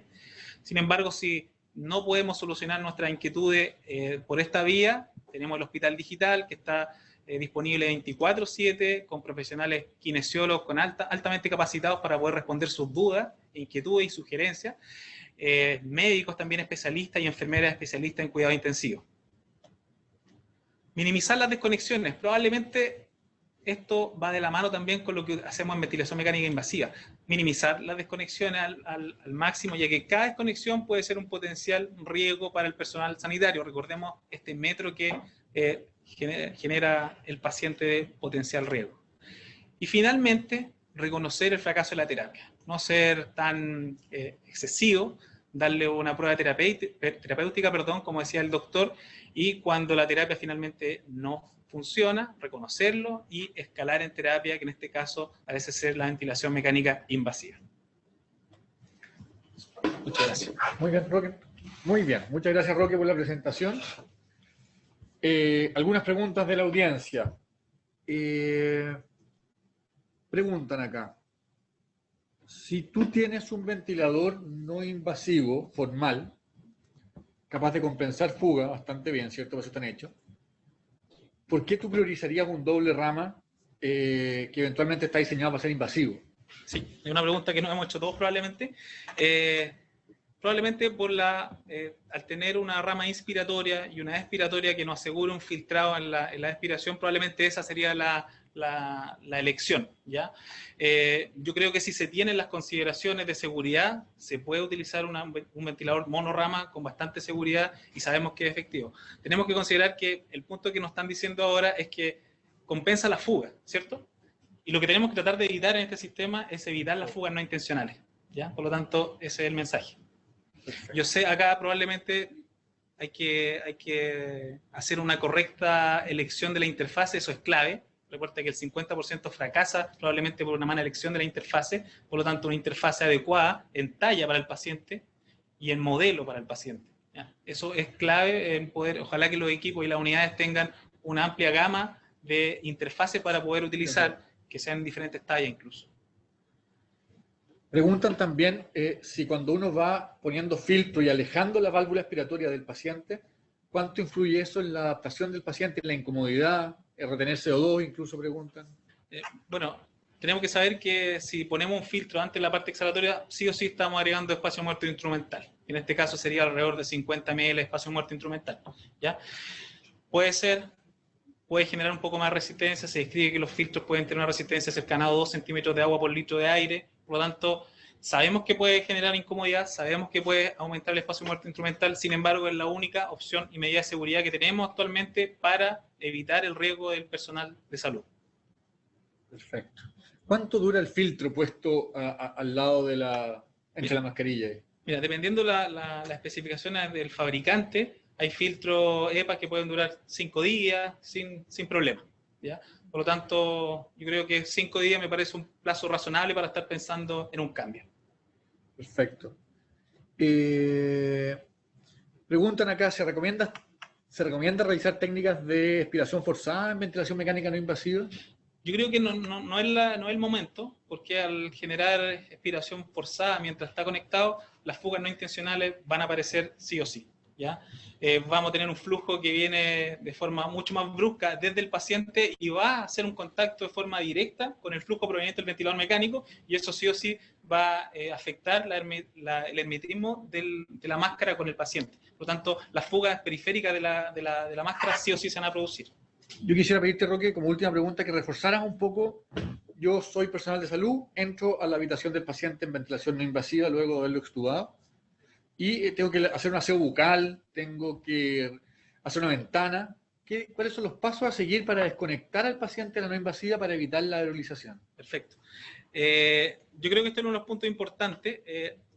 Si el ventilador me permite dejar la terapia en stand-by, primero que todo, yo creo que no podemos entrar solos. Evitar, por ejemplo, que el personal de salud, por ejemplo, la técnico o la enfermera o el kinesiólogo, entren solo a hacer estas medidas.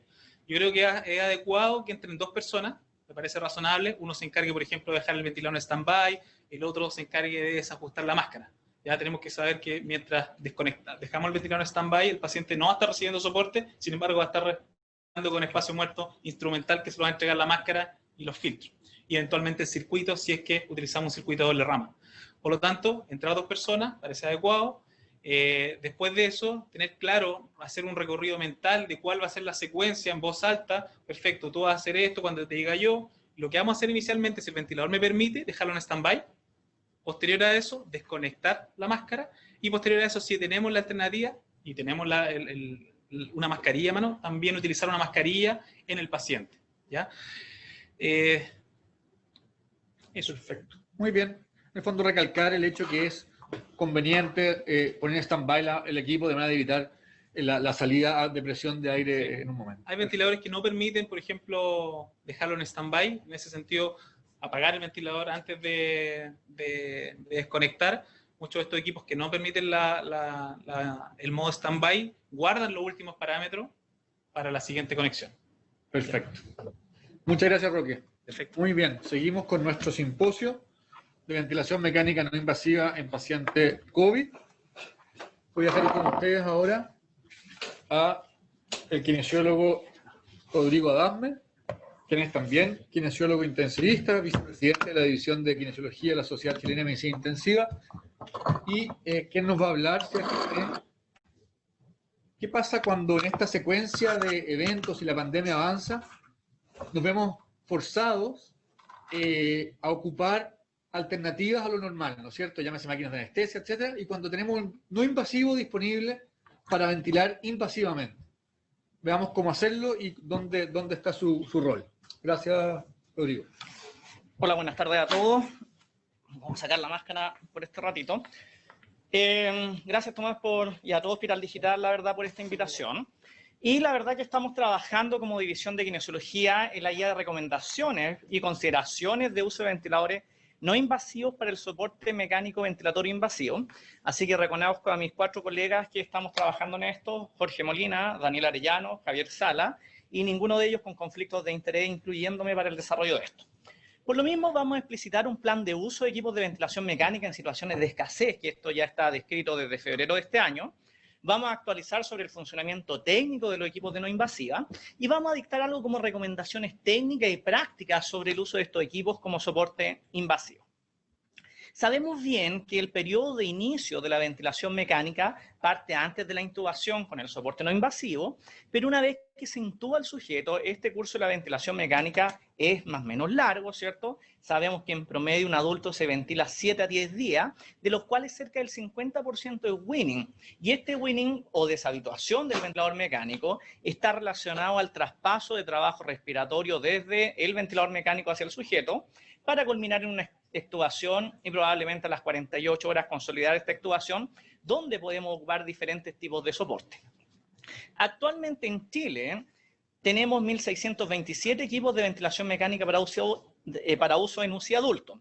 Eso nos da una tasa aproximada de 8,3 ventiladores por cada 100.000 habitantes, y esto al día de ayer eran 536 ventiladores mecánicos disponibles, el 32%, 316, un 19,4% ocupado en COVID-19, y no olvidarnos que hay otras patologías aparte de COVID, cerca del 50% en otros tipos de sujetos que están ocupando ventilación mecánica.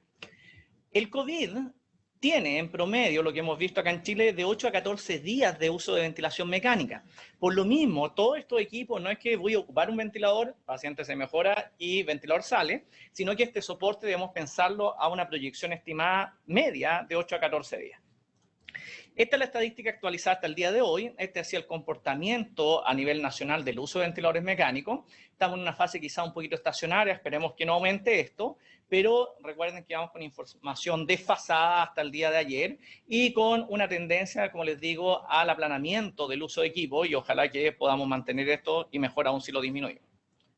Un ventilador mecánico, en términos simples, es un equipo básico de UCI que toma aire y oxígeno desde una fuente presurizada, la procesa y la entrega al sujeto a través de una vía inspiratoria, sale por una vía expiratoria, y esta zona de flujo bidireccional es espacio muerto impuesto. El aire exhalado de este ventilador mecánico va hacia el medio ambiente. Si esto lo complejizamos un poco, este ventilador es un sistema de fuelles y de bombas con un controlador de microproceso que interactúa con este fuelle y esta bomba del sujeto. Cuando no respira es más o menos sencillo, pero cuando empieza a respirar hay interacción de este sistema nervioso central en el control de este mecanismo respiratorio. Y si llegamos a esta gran definición de invasivo y no invasivo, nos damos cuenta que la diferencia clásica y actual de estos equipos está dado por la interfaz que se utiliza.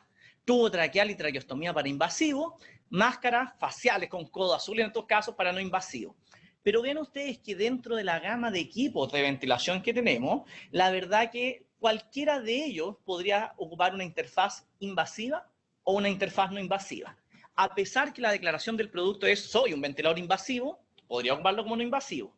Y a pesar de que la declaración del producto por acá es de no invasivo, si lo conecto por una traqueostomía, estoy ocupando un equipo de invasivo en no invasivo. Esta cosa nos lleva a una definición muy sencilla que nos decía, mira, hay ventiladores de una rama que son no invasivos, ventiladores de 2 ramas que son invasivos. Por lo que pueden ver acá, esta definición no es tan correcta porque ocupamos ventiladores de UCI con algoritmos de ventilación no invasiva para dar ventilación no invasiva, por ejemplo, y ocupamos también ventiladores de UCI para dar no invasivo, como les dije, y ventiladores de no invasivo para dar ventilación invasiva. ¿Cómo parte esto de la ventilación mecánica? La verdad es que nuestros primeros acercamientos a la ventilación son durante la cirugía, los primeros errores anestésicos, y esto ha ido evolucionando en el tiempo, pero si ustedes se dan cuenta, la ventilación mecánica en pandemia, siempre en los años anteriores, entre los 30 y los 50, en poliomielitis, fue no invasiva.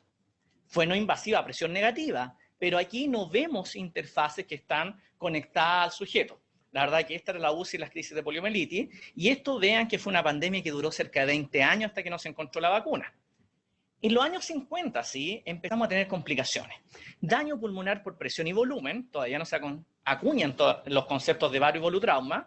Hay incomodidad y ausencia de monitorización en estos sujetos que están en estos pulmones de acero, y se empieza a desarrollar una patología que se llamó el shock de tanque por interacciones cardiopulmonares.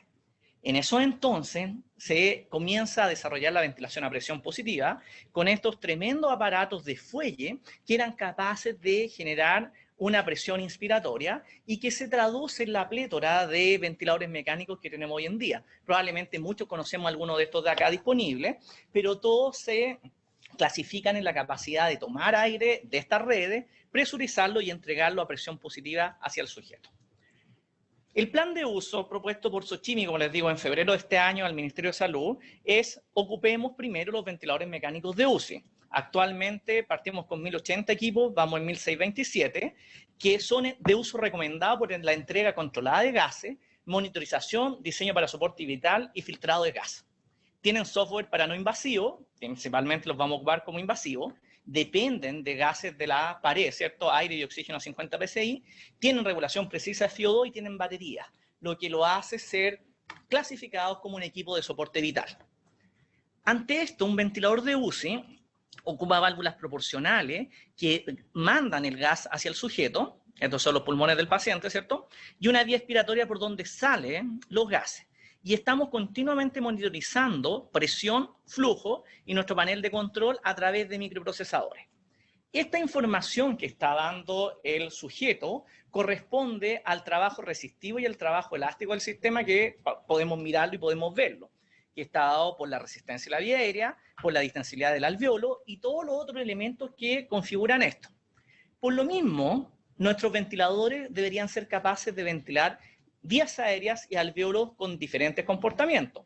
Pulmones normales, con apertura y cierre cíclico muy restringido, hasta pulmones muy enfermos, con apertura y cierre cíclico que lleva al colapso. Pero eso no es todo. Si yo ventilo mal, estoy teniendo interacciones a nivel de todo el cuerpo.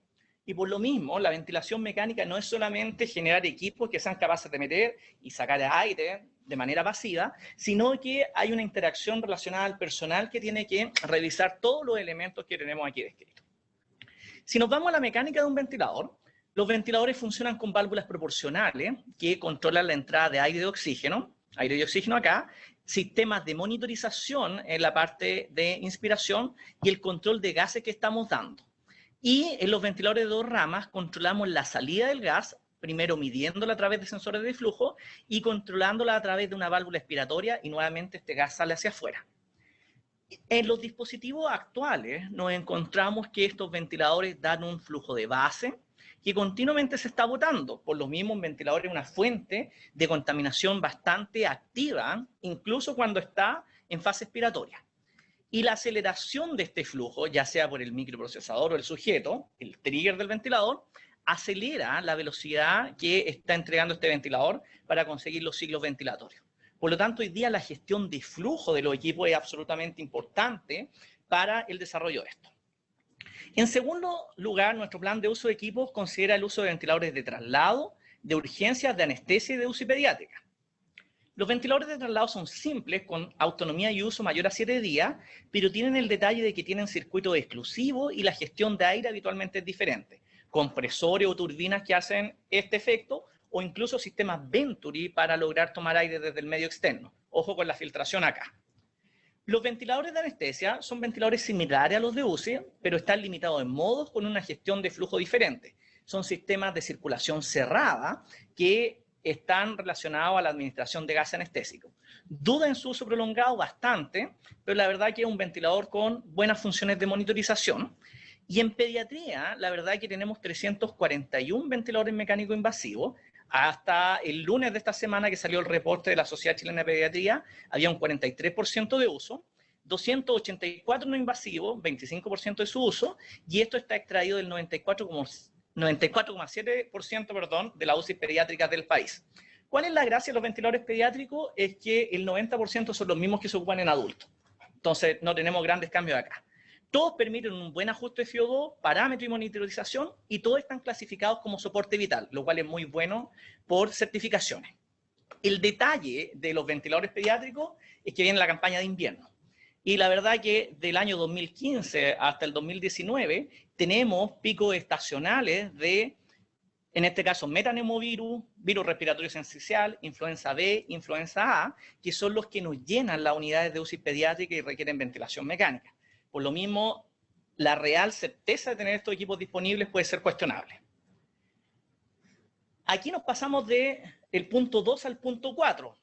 El punto 4 de esos equipos está la ventilación dual, ya propuesta por redes asistenciales, y además consideramos el uso de ventiladores mecánicos artesanales y prototipos, que probablemente muchos han visto el desarrollo de estos tipos de AMBU, pero probablemente nos queda un camino un poco largo para esto. En la fase 3 de equipos tenemos los ventiladores no invasivos. No están cuantificados de manera formal en Chile, ya no tenemos realmente el control de existencias de ellos en todos nuestros centros. Hay equipos que son de diferente gama y rendimiento, lo que denominamos performance de los equipos, y están clasificados en los de uso clínico, de hospitalización prolongada y de hospitalización domiciliaria. Son considerados como no de soporte vital, aunque compensan muy bien la fuga. La verdad que no tienen batería habitualmente y sistemas de emergencia para activarse en pacientes UCI. Por eso la clasificación llega hasta traqueostomía muchas veces. Tienen algoritmos para traqueostomía y no para tubo traqueal, lo cual es reinteresante porque realmente tenemos que hacer adaptaciones y tener personal muy entrenado para revisarlo. ¿Cómo generan el flujo estos equipos? La gran mayoría ocupa turbinas. Y vean ustedes que el desempeño de los sistemas de generación de aire pueden ser diferentes. Existen ventiladores que ocupan pistones, ¿ya? Son un poco más lentos, menos producto presión-tiempo, y existen equipos que ocupan los blowers, sopladores podríamos decirlo, que la diferencia es que es una turbina modificada que cambia el ángulo y la velocidad angular del equipo al entregar flujo. Ante esta situación, los equipos de no invasivo pueden ser de variados tipos. Equipos simples de domicilio, aquí es un viejo clásico, el ST30, lo ocupamos mucho tiempo, equipos de UCI, el Vision o el B60, equipos multifuncionales, el Trilogy, y equipos de situaciones intermedias como el ResMed Stellar, que nos podría ayudar. Carina también es de uso hospitalario. Vean ustedes que la diferencia de estos equipos responde a cómo son capaces de entregar las diferentes variables de fase de un ciclo ventilatorio. Si son capaces de censar el esfuerzo del sujeto, hasta dónde y a qué velocidad meten aire y cómo pasan a expiración, además de ser capaces de mantener una PIP estable. En ese sentido, la gran diferencia de los equipos actualmente está dada por el producto presión-tiempo. Este producto presión-tiempo del equipo es cómo detecta el esfuerzo del sujeto y cómo responde a ese esfuerzo del sujeto con tasas de presurización que pueden ser más altas o más bajas según el equipo es adecuado para ello o no. Ante esto, nos encontramos que diferentes equipos responden diferente a los esfuerzos de los sujetos. Por lo mismo, cualquier ventilador mecánico no invasivo no hace el mismo trabajo. Incluso en ventiladores de UCI, el producto del trigger, de cuánto se demoran en detectar el esfuerzo, es diferente según la fuga con la que ellos están trabajando, y los retrasos con respecto al trigger dependen también del equipo que estemos utilizando. Actualmente tenemos equipos que son cada vez mejores y que son capaces de enfrentarse a eso. Vean también que los equipos de UCI actuales han mejorado bastante en el tiempo, pero claramente no son capaces de censar de manera tan adecuada y siempre vamos a tener retraso o delay en la respuesta. Ante esto, la pregunta es, ¿cómo nos dan presión los ventiladores mecánicos no invasivos? Y la verdad que para entregar presión, la única manera que tienen para trabajar estos equipos es variando el flujo. Por lo mismo, sí o sí, ante parámetros más altos, el flujo va a aumentar. Y si aumenta el flujo, las tasas de exhalación de flujo contaminante van a ser más altas. Los ventiladores de UCI habitualmente varían un poco más la resistencia y ahora han pasado más a flujo. Pero el no invasivo, su única regulación es flujo. Pero ¿cómo miden estos equipos? A través de sensores de flujo de diferencial de presión, que son o están habitualmente en el equipo, y algunos nos permiten tener sensores proximales al usuario. Pues la verdad que habitualmente tenemos solamente una medida inspiratoria de entrega de gases. Estos equipos, la verdad que lo único que entregan son presión. Por lo mismo, los equipos de ventilación no invasiva piensan en su lógica de ventilar por presión. Y para eso generan tasas de flujo altas que las mantienen durante el tiempo inspiratorio y luego pasan a expiración. Con respecto a la monitorización de esto, ¿ya? La tenemos en el interior del equipo y la interfaz gráfica nos podría ayudar a tener curvas de flujo y presión tiempo reales y los ajustes algorítmicos de esto mostrarnos bucles como flujo-volumen o volumen-presión. La verdad que son opciones que están dentro de la monitorización real. Dentro de los modos ventilatorios, quizás lo más clásico es esta definición de acá. Damos CPAP, un BIPAP-S, un BIPAP-ST y un BIPAP-T, un binivelado. El CPAP es lo mismo que PIP o CPAP. Lo podemos dar sin grandes problemas en un ventilador no invasivo. Sin embargo, las modalidades que involucran frecuencia o respuesta al esfuerzo del paciente son que en este S se parece a la presión de soporte y CPAP. Lo podríamos dar. El ST es muy parecido al asistido controlado, pero tengan ojo que los tiempos inspiratorios no son fijos y la modalidad T es una ventilación mandatoria controlada, siempre por presión. Aunque con los equipos modernos existe la posibilidad de ventilación mecánica con objetivo de volumen. Sería algo similar al volumen control, pero no es volumen control, sino que la presión se va ajustando hasta alcanzar ese volumen corriente. Por lo tanto, lo que hay que considerar es que con estos equipos, el volumen control real al que estamos acostumbrados, con flujos cuadrados, no es real ni existente con estos equipos. Esta historia ya es bastante antigua, y fíjense ustedes que el programa AVNI y AVNIA, y esta es la guía de técnica del 2013, esto partió bastante antes, empezó a ventilar niños con traqueostomía con equipos de ventilación no invasiva.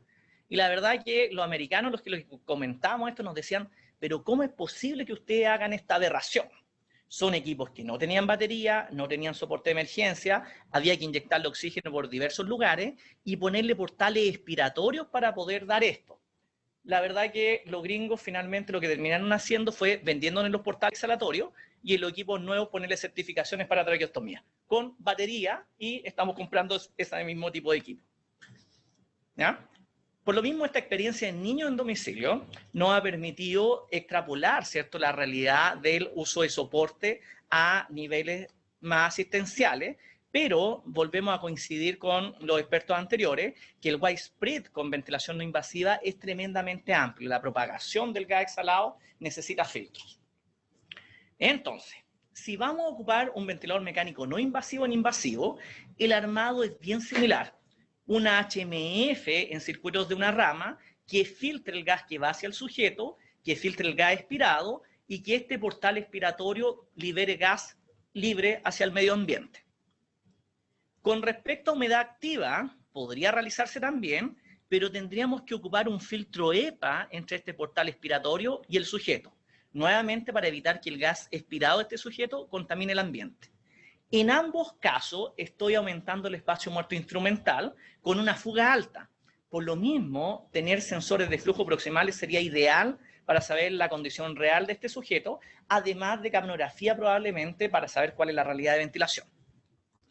Otra alternativa, como nos mostró mi colega Roque, es tener filtros en estos portales exhalatorios con sistema ENT.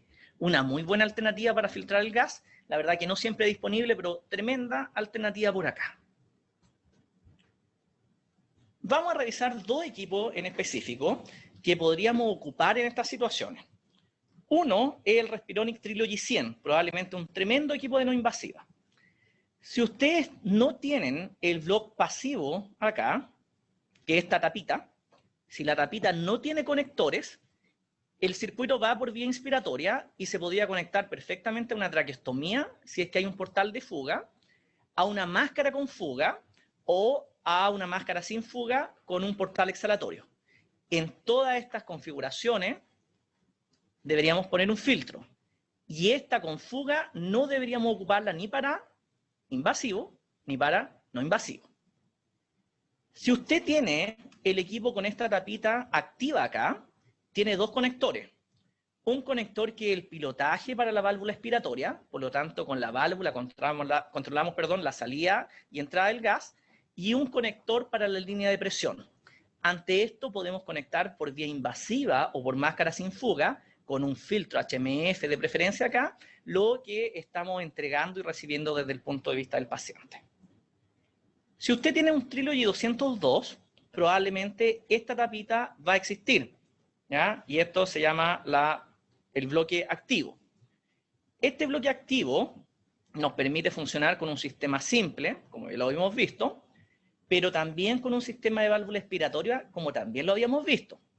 Sin embargo, la gran garantía de este equipo es que tiene la posibilidad real de ocupar un sensor de flujo proximal.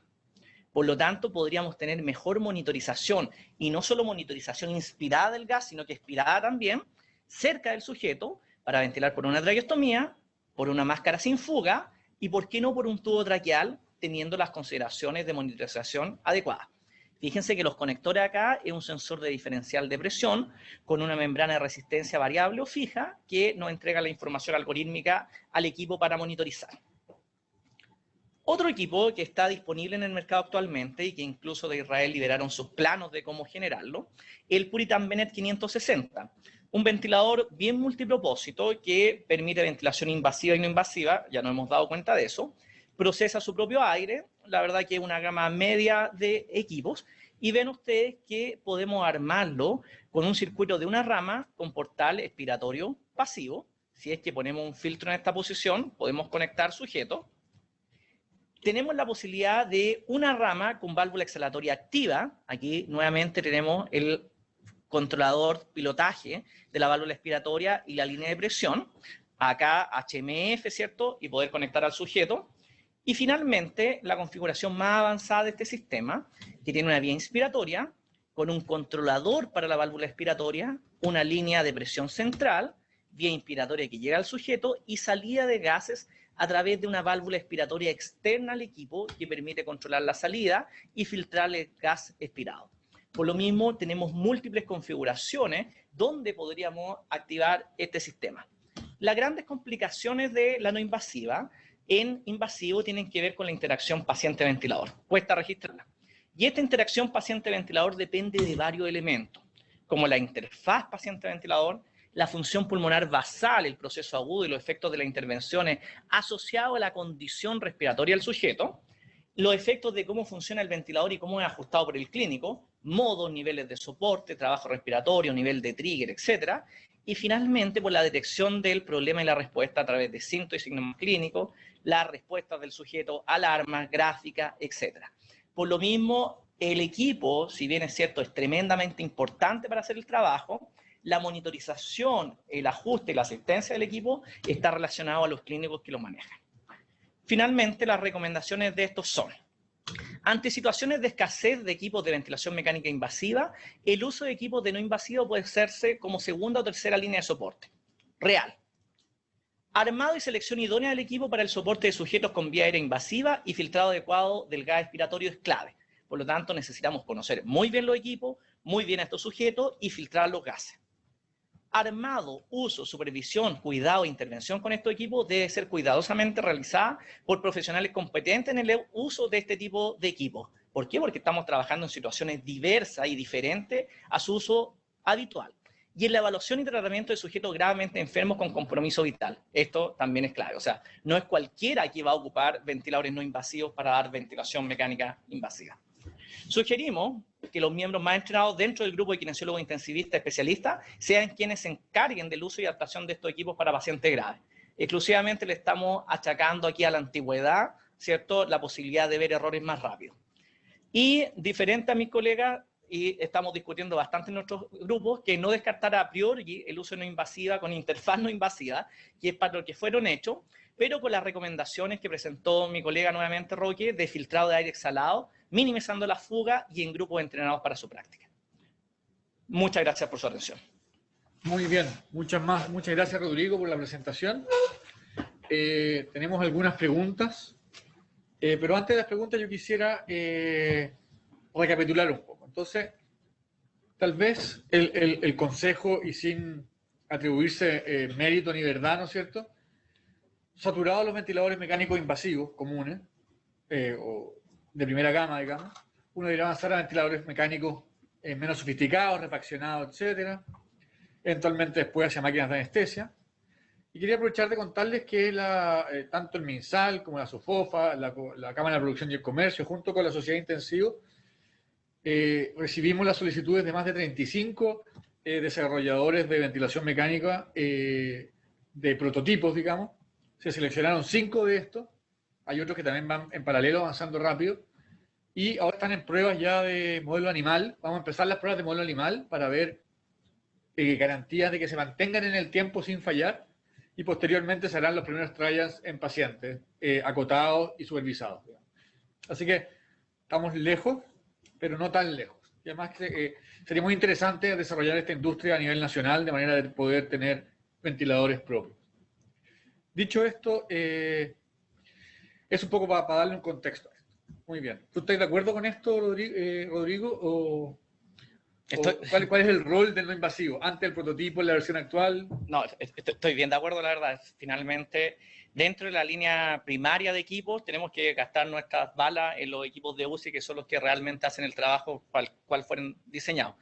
La segunda línea, como lo hemos comentado, ventiladores de pediatría, si es que tenemos disponible, va a ser una alternativa muy real, son los mismos equipos, no hay grandes diferencias. Ventiladores de anestesia, la verdad, son capaces de hacer el trabajo de transición por lo menos, y ventiladores de traslado y urgencia, que son ventiladores de una gama un poco más baja, pero son hechos para invasivos. En tercer lugar, los equipos de no invasivos, que son equipos desarrollados para seguridad de paciente dentro de, y los parámetros que dan son adecuados. Claramente, conectar a un paciente invasivo con un B60 o con un Drager del Carina, por ejemplo, no nos va a complejizar mucho porque no son equipos con buena monitorización, con buenos sistemas de seguridad. Pero claramente resucitar los ST30, los de Respironics de los años 90, para dar una ventilación binivelada, claramente me cuesta mucho más pensarlo en producto presión-tiempo, en seguridad, en situaciones de emergencia. Y relegamos a este cuarto, quinto lugar, ¿cierto?, los ventiladores prototipos, sobre todo esta línea más tirada hacia el uso de apriete de fuelle AMBU, que es muy interesante como una ventilación cortita de transición, pero hay muchos desarrolladores también que están trabajando en válvulas proporcionales, ¿cierto?, en sistemas de automatización y monitorización bastante más efectiva con blower, con turbina, lo cual llama poderosamente la atención este movimiento de la actividad y el trabajo mancomunado entre ingenieros, personal de la salud, y nosotros estamos participando en varias evaluaciones de estos proyectos también, así que lo encuentro tremendamente interesante, muy adecuado para la pandemia, y si de aquí sale una producción a mediano o largo plazo de equipos nacionales, sería fabuloso. Muy bien. Preguntan más técnicas, ¿cómo calcular el PIB en un paciente no invasivo ocupándolo como invasivo? Es bastante sencillo, la verdad. La verdad que uno simplemente con colocar la PIB van a tener el valor de PIB que el sistema está programando y está entregando. ¿Por qué? Porque el ventilador no invasivo, y perdóneme la palabra, es medio idiota. Lo único que piensa es alcanzar la presión que tú le pediste. Eso a la tasa de flujo que sea necesaria, por lo tanto los temas de flujo son interesantes. Para chequear esta entrega de presiones adecuadas, uno perfectamente podría poner un manómetro proximal al paciente, que puede ser un PEMómetro de presión positiva, o incluso desconectar un canal del monitor para simular una monitorización de presión con la línea arterial, ¿cierto?, con el mismo transductor en el monitor cardiovascular. Por lo tanto, podríamos tener dobles chequeos de presión con elementos bastante simples, y les aseguro que los ventiladores de gama más alta y de gama media, algo que sí entregan de manera adecuada son las presiones. Muy bien, yo no tengo más presiones por acá, no sé si la mesa quiere comentar algo o complementar alguna de las cosas que se han dicho. No lo sé, ¿no? ¿Por qué? He tenido la posibilidad de participar en algunas pruebas de los prototipos, hemos participado como en 5 pruebas de equipo. Han avanzado bastante rápido y reciben muy bien el feedback que uno les puede entregar desde el punto de vista técnico. uno de los mayores problemas que probablemente tienen estos equipos de compresión manual automatizada es probablemente las tasas de flujo que entregan, ¿ya? Sin embargo, le hemos dado un poco de feedback a los grupos que han estado desarrollando esto y han tenido buenos resultados en corto tiempo. Eso es bastante interesante porque hay muchas ganas y hay mucho tiempo invertido en este desarrollo. Probablemente, si es que no llegan a tiempo, yo creo que va a quedar el bichito, sobre todo el tema de innovación, que es tremendamente importante para poder desarrollar equipos en Chile, yo creo. Muy bien. Muy bien, pues le agradecemos a todos su conexión, haber tenido la paciencia de escucharnos. Creo que es fundamental este tema, creo que faltaba profundizarlo, darlo como se hizo acá en la magnitud que merece, dado que el paciente requiere la seguridad y la calidad de atención que hemos dado siempre en Chile. Felicitar a todos los equipos de salud que han mantenido tasas de mortalidad en intensivo muy inferiores a las reportadas en el mundo, por lo tanto habla de calidad, de compromiso y de buen trabajo. Así que muchas gracias a todos, seguimos trabajando en conjunto, disponibles para dudas, preguntas como sociedad. Muchas gracias a todos, abrazo.